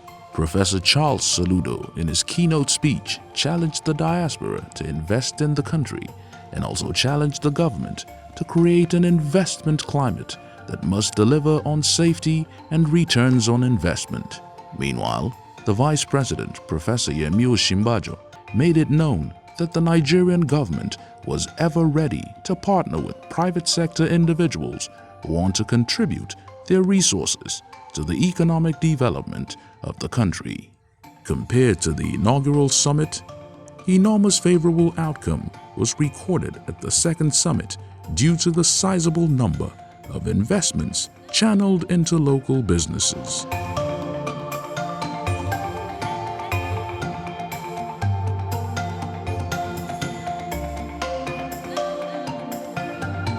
The third summit, with the theme Post-COVID-19 Economic Resurgence Targeting Diaspora Investment.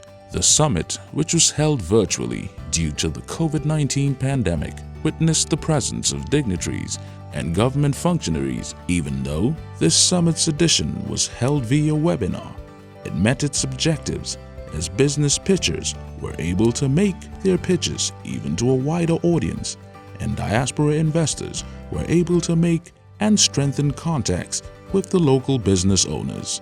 The Nigeria Diaspora Investment Summit (NDIS) has remained a private sector-driven initiative, fully underpinned by the Nigerians in Diaspora Commission, NIDCOM, and the federal government of Nigeria.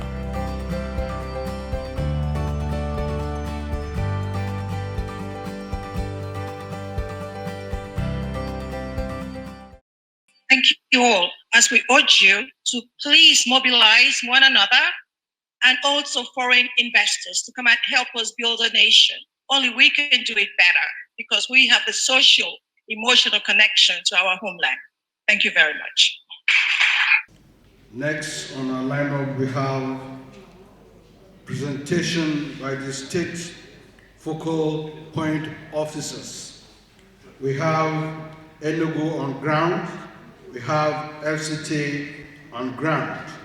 We'll start with those on ground first, then we'll link up with Osun State via Zoom. And I'll call the state focal point officers for Enugu State to come on stage, please. Enugu State, as we well know, is one of the safest and peaceful states in Nigeria. We have a very robust diaspora community living all over the world. The state government has over the years remained committed to her open door policy on diaspora-related issues and has created a very conducive environment, an enabling and synergistic relationship that is mutually beneficial to Enugu citizens in diaspora and the state government to invest and do business. This year's theme, Integration for National Peace and Development, is very remarkable because it touches on the very pillars of our society. Governor Ifeanyi Ugwuanyi, my governor, is a man of peace. His style of governance makes for enduring peace in the state by reaching out to all stakeholders, the diaspora inclusive. The Diaspora Office has successfully partnered with many diaspora associations around the world to execute projects that are of great value to the citizens of Enugu State. To mention but a few, I was told I had 5 minutes, so I have to cut down to 3. Establishment of a comprehensive diaspora database, organizing periodic seminars, conferences, and mini-investment summits, economic skill acquisition empowerment. Enugu State indigenous in South Africa and UAE donated vocational and skill acquisition equipment to rehab centers, MNA and Oji River. Humanitarian intervention, donations of relief materials to Nimbo crisis and COVID-19 palliatives by Isuka Union, USA, SA Union, and other diaspora unions. Agricultural empowerment, donation of agricultural machines worth over 10 million to farmers in the 17 local government areas of Enugu State. Items donated include cassava graters, rice threshers, grinding machines, oil extractor machine, and ovens. Medical outreach, original exclusive ladies, Washington DC, organized cancer screening, dental surgery, and eye care. Soroctomies International donated medical equipment worth over 50 million naira. Sherek USA provided medications, dental screening, and distribution of. I was appointed barely a year ago, and within that short time, we've been able to carry out some activities developmental activities in FCT. First of all, our diasporans in FCT indigenes in diasporas. I got their contact from NITCOM, and many of them have been very, very supportive in advising our youth, and some of them have indicated interest to come home this December for a community project.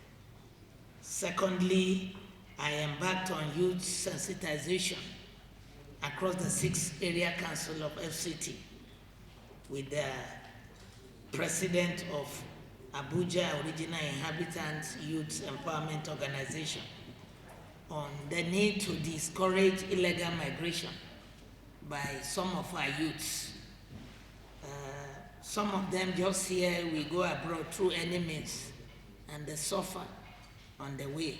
Some of them have even lost their lives.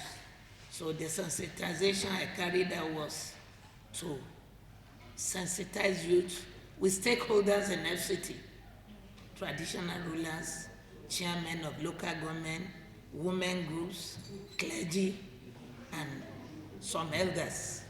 It's yielding results. We have also been promoting and showcasing investment opportunities in FCT after the Nigerian Diaspora Investment Summit.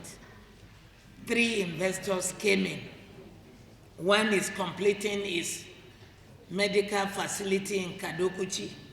I was there, and we are processing his papers to operate a medical facility. It has employed some of our youths. We are grateful to him. Thirdly, through the FCT Focal Point Office, we have been able to lead some Nigerians in diaspora who have been carrying out some community development, giving them the rightful linkages in various sectors of investment through credible platforms like Nigeria-Italy Business Platform. Contacts have been made through State Focal Point Officer in collaboration with New Image Community Development Organization, registered in Italy and here.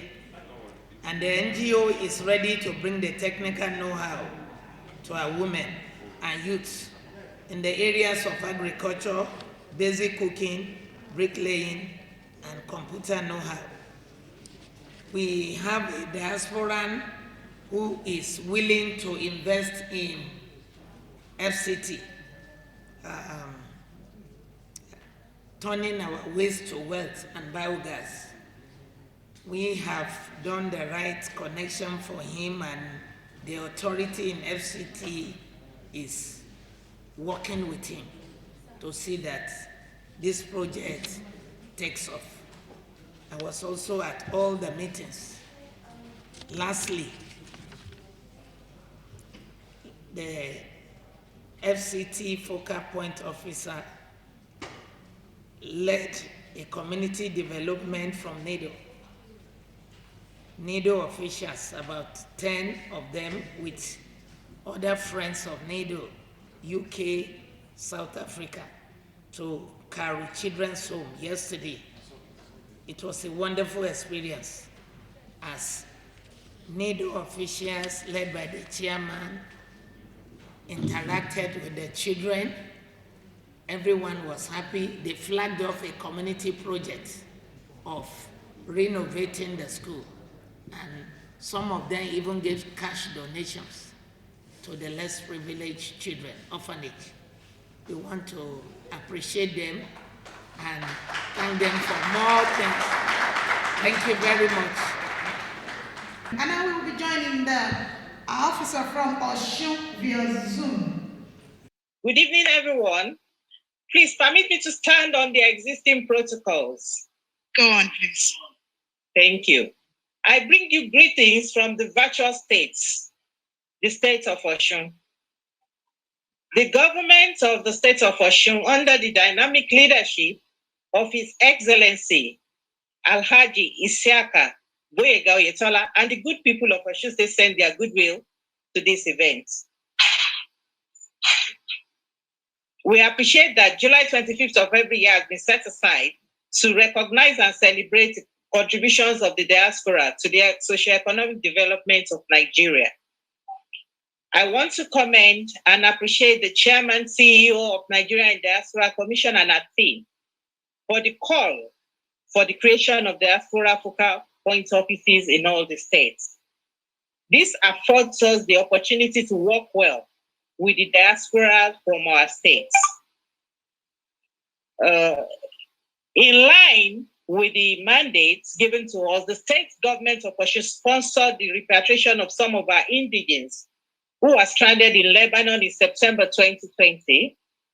Upon their return, they were put through counseling and training in small-scale skills, and certain amounts of money were given to them to help in their reintegration back to their base. They also had health checks on them. In the States, we have been having robust relationship with our diaspora. Some organizations from diaspora sent in palliatives during the COVID-19 lockdown.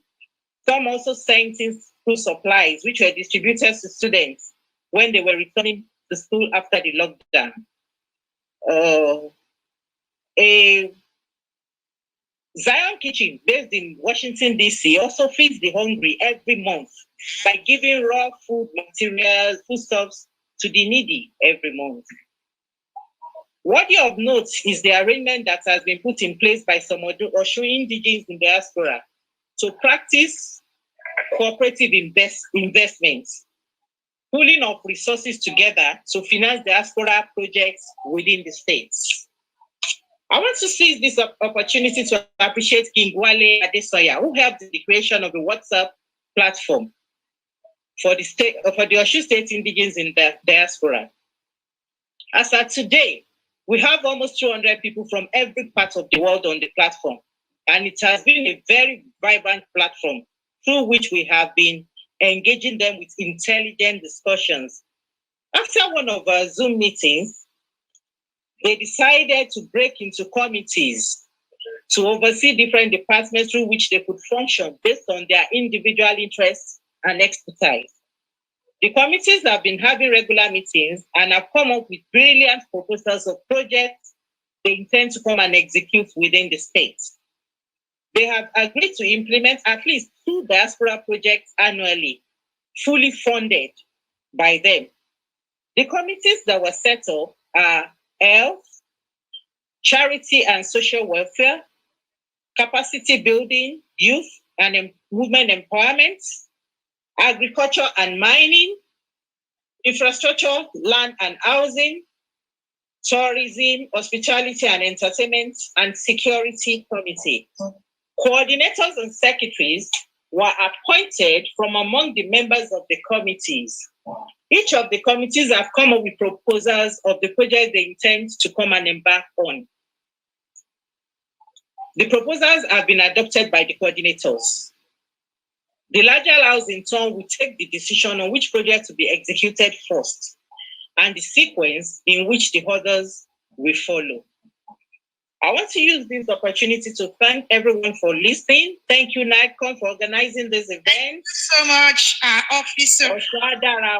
God bless Federal Republic of Nigeria and happy Diaspora Day celebration.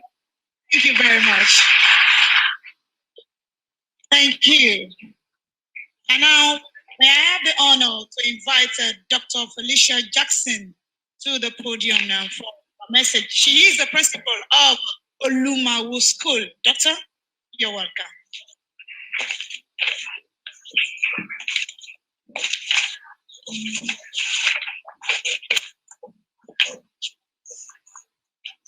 Thank you very much. President Harry and all the elected and appointed individuals, to Dr. Ngozi Iweala, Dr. Amina Muhammad, all special guests, and to the Honorable BK Iweala, who gave me this opportunity to be able to give this message today. I say on behalf of Olumawu School and my family back in the United States of America, Happy National Diaspora Day 2021. 4 years ago, I moved to Nigeria. I have fallen in love with the people, the culture, and resilience of this nation. When I first told people that I was moving here, many looked confused. Some questioned why, and others cautioned me not to go. But I'm very grateful that my spirit allowed me to see past all the negativity, because being here has been a life-changing experience for me. As a Black woman from the United States of America, it brings me a great sense of joy to be able to see Black women every day, like the special guest and the Honorable Ibike, impacting the progress of this great nation. The founder of a local school where I work, the late Mrs. Margaret Adu, was one of those types of women.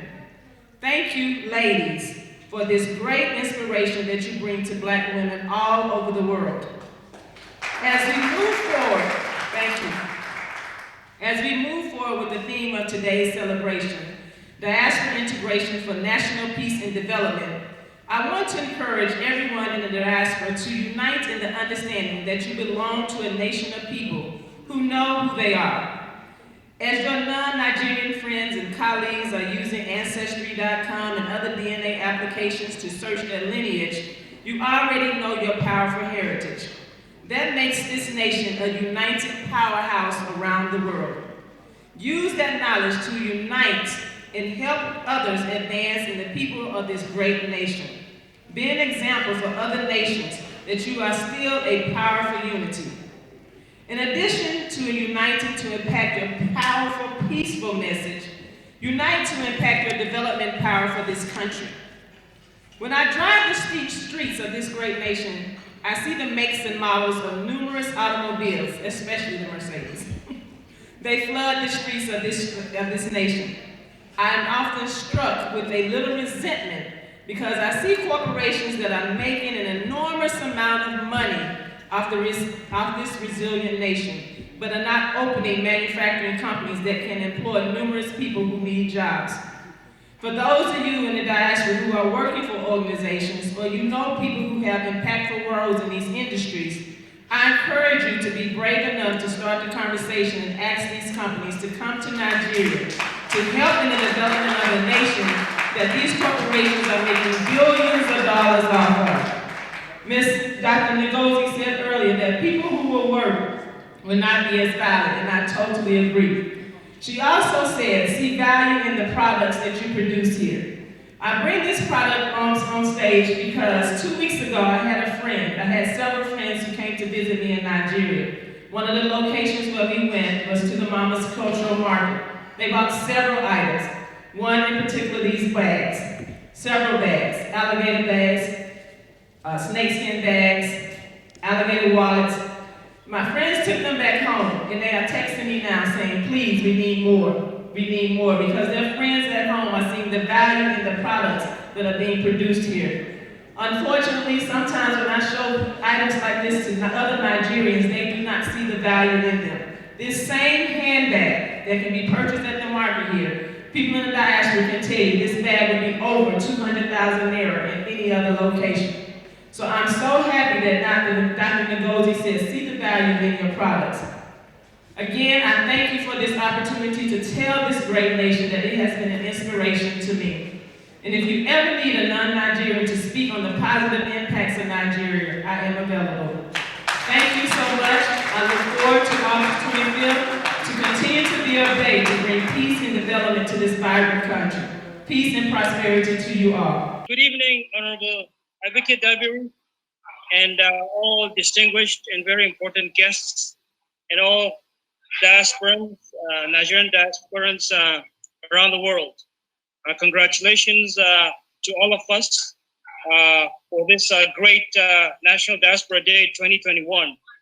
It is indeed an honor to be able to be part of this celebration, which showcases and manifests the greatness of Nigerians in Nigeria and around the world, testifying that yes, together we can make a difference, not just to the countries where the diasporans live in, but we can really make a significant difference in Nigeria. I'm very happy to have had the opportunity to live in the US, and now to also have the opportunity to be back in Nigeria, to be making my own little contribution towards the progress of Nigeria.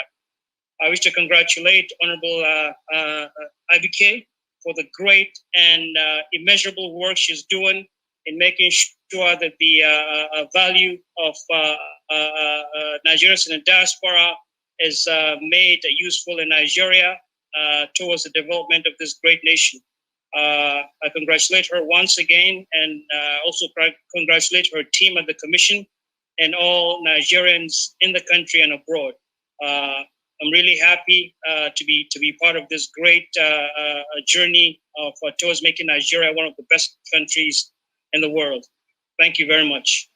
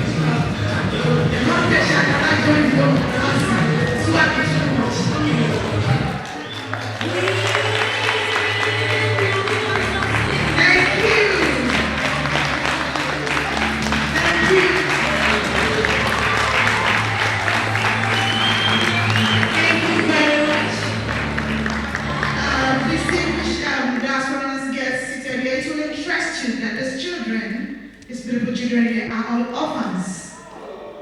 Yeah. And they have been trained, sponsored by this gentleman over here, Mr. David Abraham. He's got 75 of them that is training with his wife. This is what they do to sponsor these children. He sponsored them through dancing. Isn't this beautiful? This is wonderful.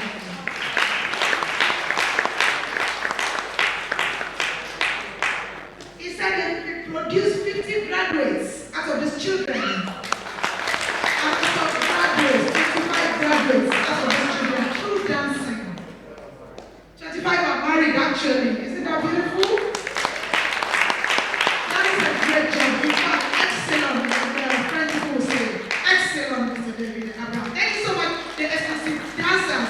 Indeed, you have made the celebration an explicit one. Let's give them a lot of applause as they go. Thank you, Omo Naija. This is totally Nigerian.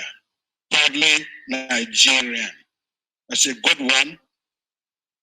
We'll be moving on. Next is our role models, diaspora role models. We have Zura Odewale and Ikena Nweke will be making presentations as our diaspora role models. It's such an honor and perhaps to a degree a moment of joy too. It's my first time speaking at anything Nigerian.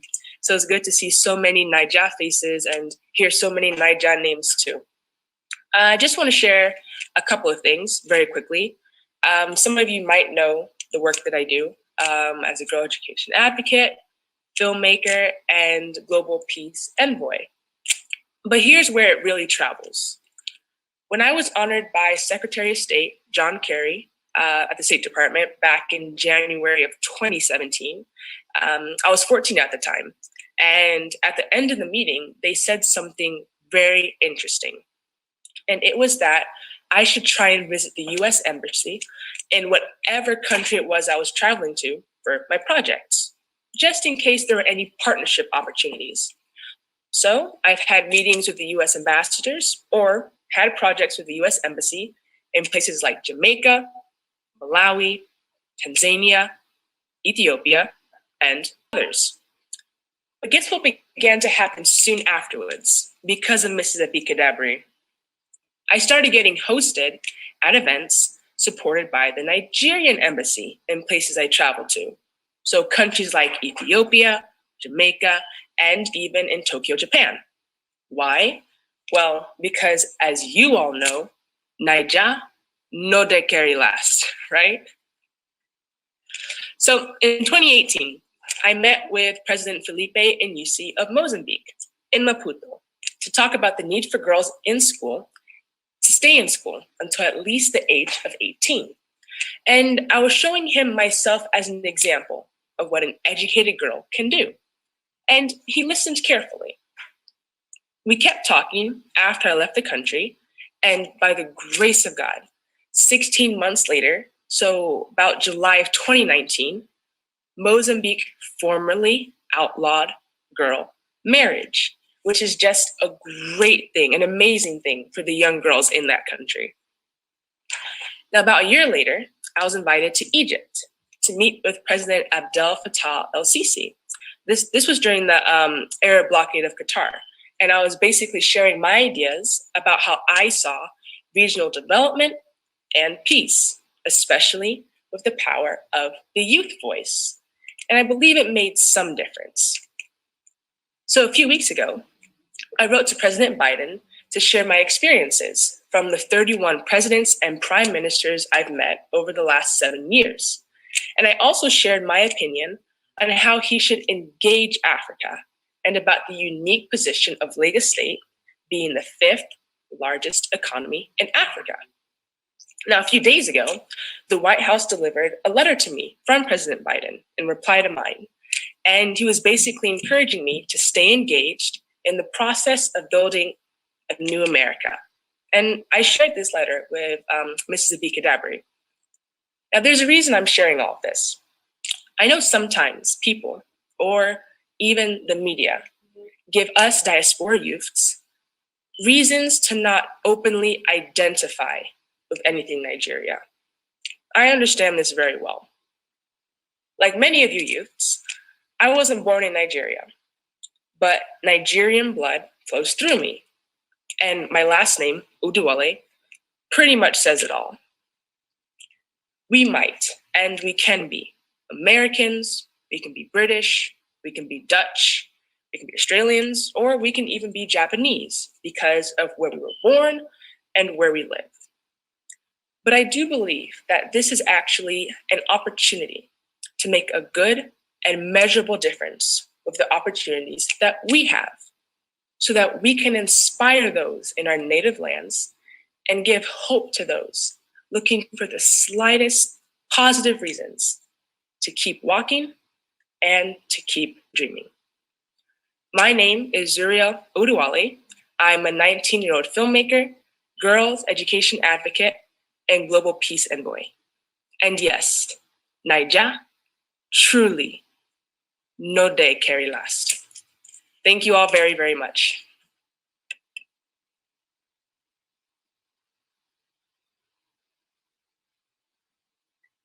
Truly, Naija. Anywhere, any day, anytime. Naija no dey carry last. That is Zoro was won so many awards.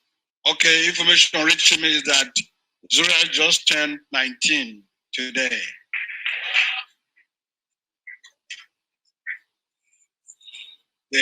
We'll sing you a birthday song.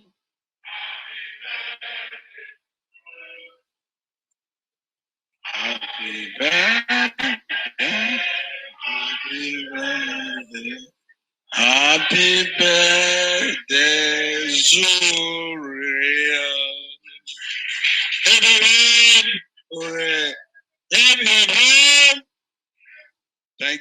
Thank you very much. We go straight to Mr. Ikenna Nweke. Thank you so much. I want to stand on the existing protocols. I want to appreciate the boss of NIDCOM, Honorable Adike Dabiri, for the great job she has been doing. And I want to share this. Last year, when my story went viral about the money I returned in Japan here, I got a call from Mrs. Adike Dabiri. Then it was already late here. When I woke up, it was already late in Nigeria, so I couldn't call. But I was talking with the president of Nigeria Union here, and she said, if you call Honorable Abike now, she will still pick. She does not sleep at all. And to my greatest surprise, I called, and then she responded. So it shows how committed she is to her responsibility, and I appreciate her for that. Without much waste of time, I have to go straight to the point. Last year, exactly within this period, Nigeria, something happened in Dubai when some group of Nigerians were arrested for criminal activities, and they painted the country in a very bad light. So Nigeria was on the spot for the wrong reason. And almost immediately, my story also went viral when I got a commendation from the Japanese police for returning money and turning down the statutory 10%. I got a letter of commendation and it went viral.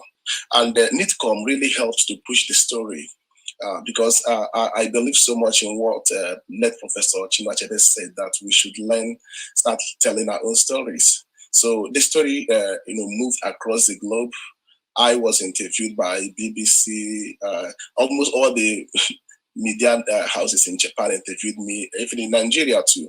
So the story went viral, and the story was used to challenge that narrative at that time. But for me, it was a moment. I was just a normal PhD student trying to do stuff here, but then I became I became the person whose story was used to challenge the country. For me, I wanted to go beyond that point. So I thought about how I can give back to my country, having been put on the spotlight, especially when the president of Nigeria sent his own commendation letter. So I started the Info Club. Info Club stands for Ikenna Nweke Foundation. So the Info Club started moving to schools in Nigeria to engage young people on the essence of integrity and selflessness, which the two attributes that I actually exhibited when the incidents took place. So today, the club operates in about 17 states in Nigeria, in Enugu, Anambra State, Osun, Plateau State, Benue State, Abuja, Anambra, Imo, Akwa Ibom, and some other states. And now it also operates on different campuses in Nigeria, in Futo, University of Benin, Nnamdi Azikiwe University, and we are still advancing to other states. So all the members of the club volunteer to go to schools at least once every month to talk to young people and to encourage them to embrace selflessness and integrity. And at the end of the month, they get back to me, and if they have recommendations for students who have done exceptionally well, or students or people who have bought the message, then I reward them by either giving scholarship or by sending them surprises, like surprise packages.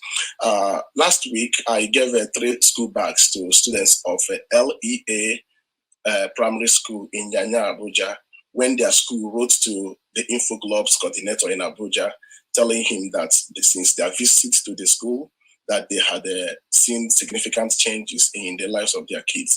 In fact, they said that 2 or 3 students returned missing item. Then I sent them a school bag as a way of encouraging them. And again, this year, the Info Club organized what we call the National Integrity Contest, where we ask students in secondary school to define integrity in a video, to make a minute video, and to define integrity and to profile how it can be encouraged in Nigeria.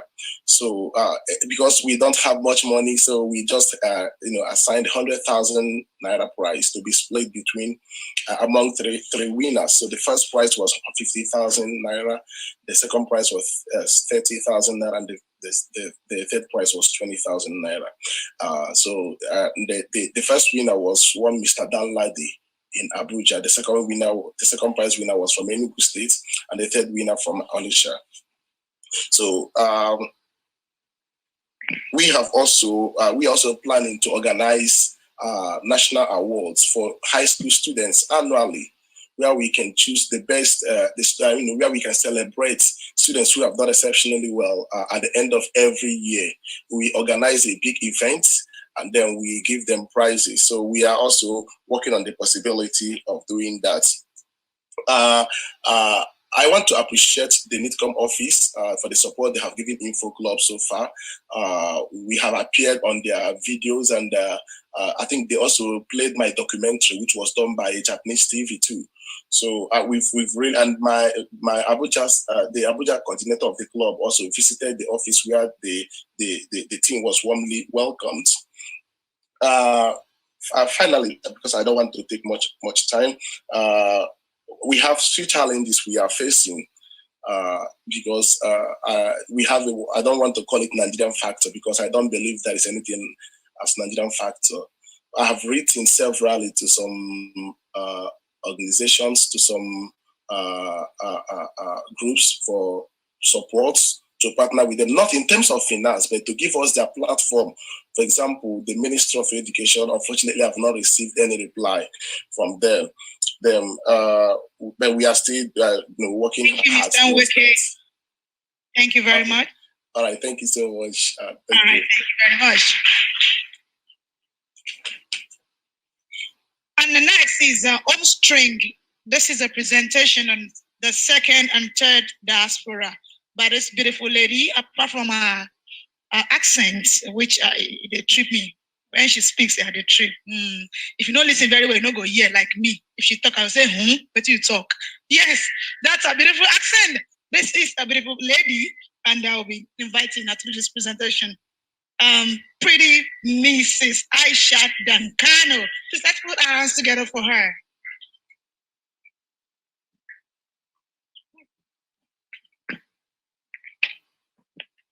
Good afternoon, ladies and gentlemen, Honorable Chairman. I would like to permit me to stand on all existing protocols. I'm Aisha Dankano.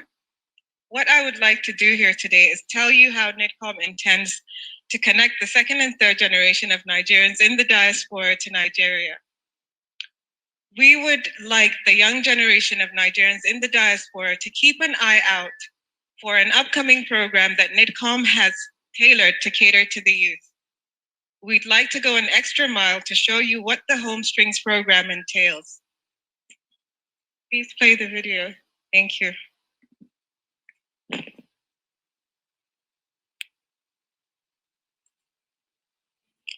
NIDCOM presents the Home Strings program to connect the second and third generation of Nigerians in diaspora back to their roots. The diaspora can come back home to paid internships with possible recruitment offers. An infusion of diverse Nigerian culture, attires, food, live music, and African creatives. The online forum will create a platform for professional diaspora to network, discuss, and engage with one another.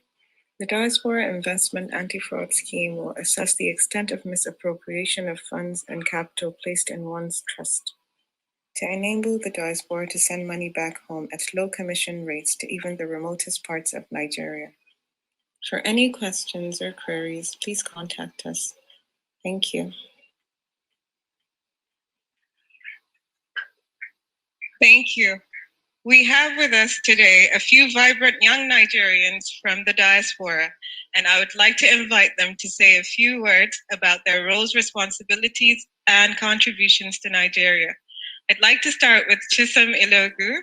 Chisom, how are you? Welcome to Diaspora Day. Hello, everyone. Thank you so much for having me. Thank you. We're delighted to have you.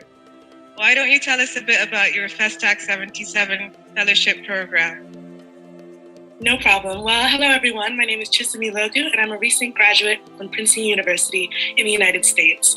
I was recently awarded a fellowship program from my university to pursue FESTAC 77 as an independent project for the next year.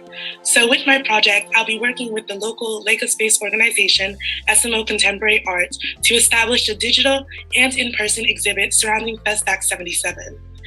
I've always been interested in FESTAC. In fact, I wrote my senior thesis about FESTAC as well. And as a child of the diaspora, I was so impressed with the fact that Nigeria was able to bring all these people from not just the Nigerian diaspora, but the entire Black diaspora all together for this event in 1977. However, according to some of the research I've done and the conversations I've had with people, not many people know about FESTAC. In fact, when you ask people about FESTAC, they say, oh, that place in Lagos that you just passed by. And so I'm very interested in making sure the history and legacy of FESTAC is known and that people connect Nigeria's prominence in arts and culture today to the long-standing legacy and the work they've done with arts and culture in the past. Finally, I'm also very interested in arts, culture, and history as potential engines for development in Nigeria and positive social change. Awesome. Thank you so much, Chisom. And we wish you all the best with your graduation. Thank you. I'd like to invite Adedasola Adeniyi to come on board and talk to us about civic responsibility. Hello, Adedasola, how are you? Hello, hi, I'm good, thank you. How are you doing? Delighted to have you. Great. Oh, thank you. Hello, everyone. My name is Adedasola Adeniyi. I'm originally from Lagos, Kwara State, but I was born and raised in Lagos State. I'm in the US and I've been in the US for the past 5 years. In terms of my impact in society, I have a strong sense of civic responsibility, which motivates my engagement in civil society organizations whose efforts focus on economic empowerment, food security, and other forms of community service.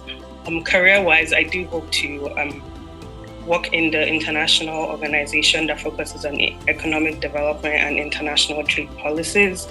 I'm currently a student at the George Washington University, majoring in international affairs and minoring in economics. So I have strong interest in international trade policies and economic development. In terms of what I want Nigeria to do for me, I would like to see Nigeria become a safe environment where everyone, regardless of their background and culture, can prosper socially and economically. And in terms of my contribution towards the development of Nigeria, I'm currently doing a summer internship with the Doing Good Work in Africa organization, a nonprofit that connects college students in the US with African-based organizations doing impactful work on the continent. And I'm also the co-founder of GW African Development Initiative, a student organization at the George Washington University that is focused on creating awareness on African issues and empowering young people to take initiative towards the development of Africa. And in terms of what I believe differs my generation from my parents' generation, I believe my generation is more reluctant to accept systemic problems and more committed to bringing progressive change in order to make the world a better and fairer place. Thank you so much for this opportunity. Thank you so much. That was wonderful, Diaspora. Thank you so much. I'd now like to invite Mubarak Marafa, who will share with us how he impacts society through technology. Mubarak?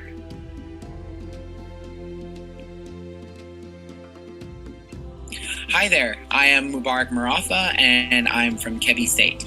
So I've lived in Hong Kong for about 28 years and the last time that I went back was maybe in 2008. So it's been a little while. I currently work as a senior design consultant focusing on user experience and digital product design. And what that means is a lot of my job actually involves working with CEOs and COOs of large corporations. I help them to innovate in their tech space and upgrade their oftentimes legacy internal digital processes, and also help them to innovate and build new digital products. So my work impacts society because I am essentially the bridge between business and the user. I translate business goals to user needs in order to both solve the human needs and also help businesses be successful. Almost everything we touch today is digital or has some sort of digital component to it. It's so ingrained in our daily lives, and we digital designers are instrumental in ensuring both an ethical and safe user experience for the end user. So career-wise, I just want to keep doing what I'm doing, and that is being an advocate for the users, building delightful and useful products for them that solve real problems. I do hope to have a larger impact in the education and productivity space, and I hope to help other designers grow in this space as well. So Nigeria being home for me is very important. I would love for design and the arts in general to continue receiving recognition and support alongside STEM subjects. The tech scene in Nigeria is incredible, and I do hope to be a bigger part of it. There are so many incredible Nigerian designers in the diaspora that are working in tech, and we can all honestly contribute immensely to Nigeria. Connecting to each other and making our mark in the tech space should be a top priority for all of us. It sure is mine. And as far as comparing myself to my parents' generation, I'd actually like to just point at my profession as an example, right? Even if we go just 20 years back, my job didn't exist. Just think about the things that technology has enabled us to do.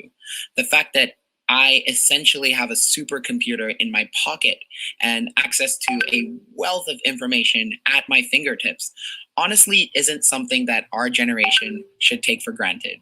It's, you know, these days it's incredibly easy to learn whatever it is you need to learn. And that is something that I feel like is unique to our generation and really something that we should treasure. So thank you so much for listening, and enjoy Diaspora Day. Thank you so much, Mubarak. You make digital product design sound so interesting. Thank you. I would now like to call onto the stage Mr. Ajibola. Mr. Ajibola, are you here? Can you come up on stage, please? Come up and share with us some more ideas on how to bridge the gap between the diaspora and Nigeria. You're welcome. We're pleased to have you here. Our organization was existed to increase the awareness of the business ecosystem on this beautiful continent of ours. We also engage in facilitating discussions between the diaspora and the residents. Yes. I go to Johns Hopkins, so the math always has to stay on. Most of my remarks today stem from the summary of our annual Signature Africa Business Conference. Why did the younger generation want to come back home? That was the question I initially wanted to answer. But instead, I'm going to pose a more parallel question. What can the stakeholders do in order to really incentivize the younger generation to come back? I'm going to give a few facts. These facts should make everyone in this room proud to represent the green, white, green. 61% of Nigerian immigrants in the United States hold at least a bachelor's degree, compared to 32% of the US born population. 77% of Black doctors in the United States are Nigerian. We as Nigerians naturally excel. Like the young lady said, Naija no dey carry last. Many of us in the diaspora feel like we need to do more for our home country because we don't want America's gain to be a permanent loss for this beautiful country. The creation of this commission was a major leap in the right direction. And here are the things that I believe the stakeholders can do more in order to affect change. We as students want to bridge that connection with our government. We want to know that our government cares. And this commission is really doing a good job at that. We want more of student-sponsored events, student diaspora day events, Nigeria-themed events abroad. Additionally, we want the creation of an ecosystem where the diaspora are incentivized to partner with those domestically on joint ventures, with legal and economic safety nets in place, which include things like government-backed loans and low-interest financing. My message to the stakeholders is to know that it's not too late to turn the brain drain into a brain gain. I will leave you with a quote by Idem Agbana that drives me every single day. Young people must have their voices heard at all times. We cannot be passive participants in the conversations about our future. We must get active and create the future the way we want it. And that starts today with this conference. Thank you very much. Next, we'll go to the cutting of cake. So cake cutting will go around the world, globally, diasporically, starting from Nigerian ambassador to the Russian Federation. Ambassador Professor Abdullahi Wabakwa Shehu in Moscow is there. Then we here in the incident room, are we joining them? If we are joining them, for the cake here, then so that LOC members will join the chairman, our UK South, our Nigerians in Ghana will join the big cake. It's a mighty cake. Step it out there.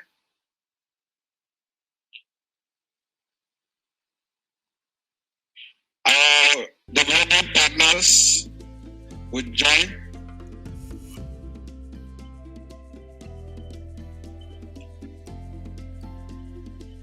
They are already cutting their cake in Moscow. So let's then cut.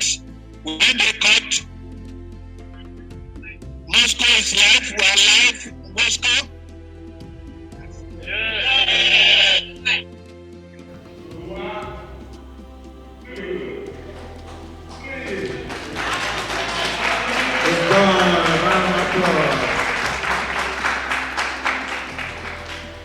The government of Nigeria has declared this day for the diasporas, and we are here to honor you, the diasporas. We are proud of you and proud of what you are doing. We hope that you continue to fly on and be proud of Nigeria. Thank you and happy birthday, diasporas all over the world. UK group join. Thank you very much, Omo Naija. Thank you, thank you, thank you. My job is very simple here. I'm standing on all established protocol since the beginning of this program. Today has been a wonderful day. It's been a great day. We congratulate the over 17 million Nigerians in the diaspora. We thank you very much for joining us from all over the world at this celebration of the National Diaspora Day 2021. Thank you very much, and we look forward to seeing you at the National Diaspora Day celebration 2022. Thank you very much, and God bless you. God bless the Federal Republic of Nigeria. Thank you very much, Omo Naija, and all the crew that anchored this particular celebration of the Nigerian National Diaspora Day 2021. Thank you very much for the local organizing committee. God bless you. Thank you. Thank you.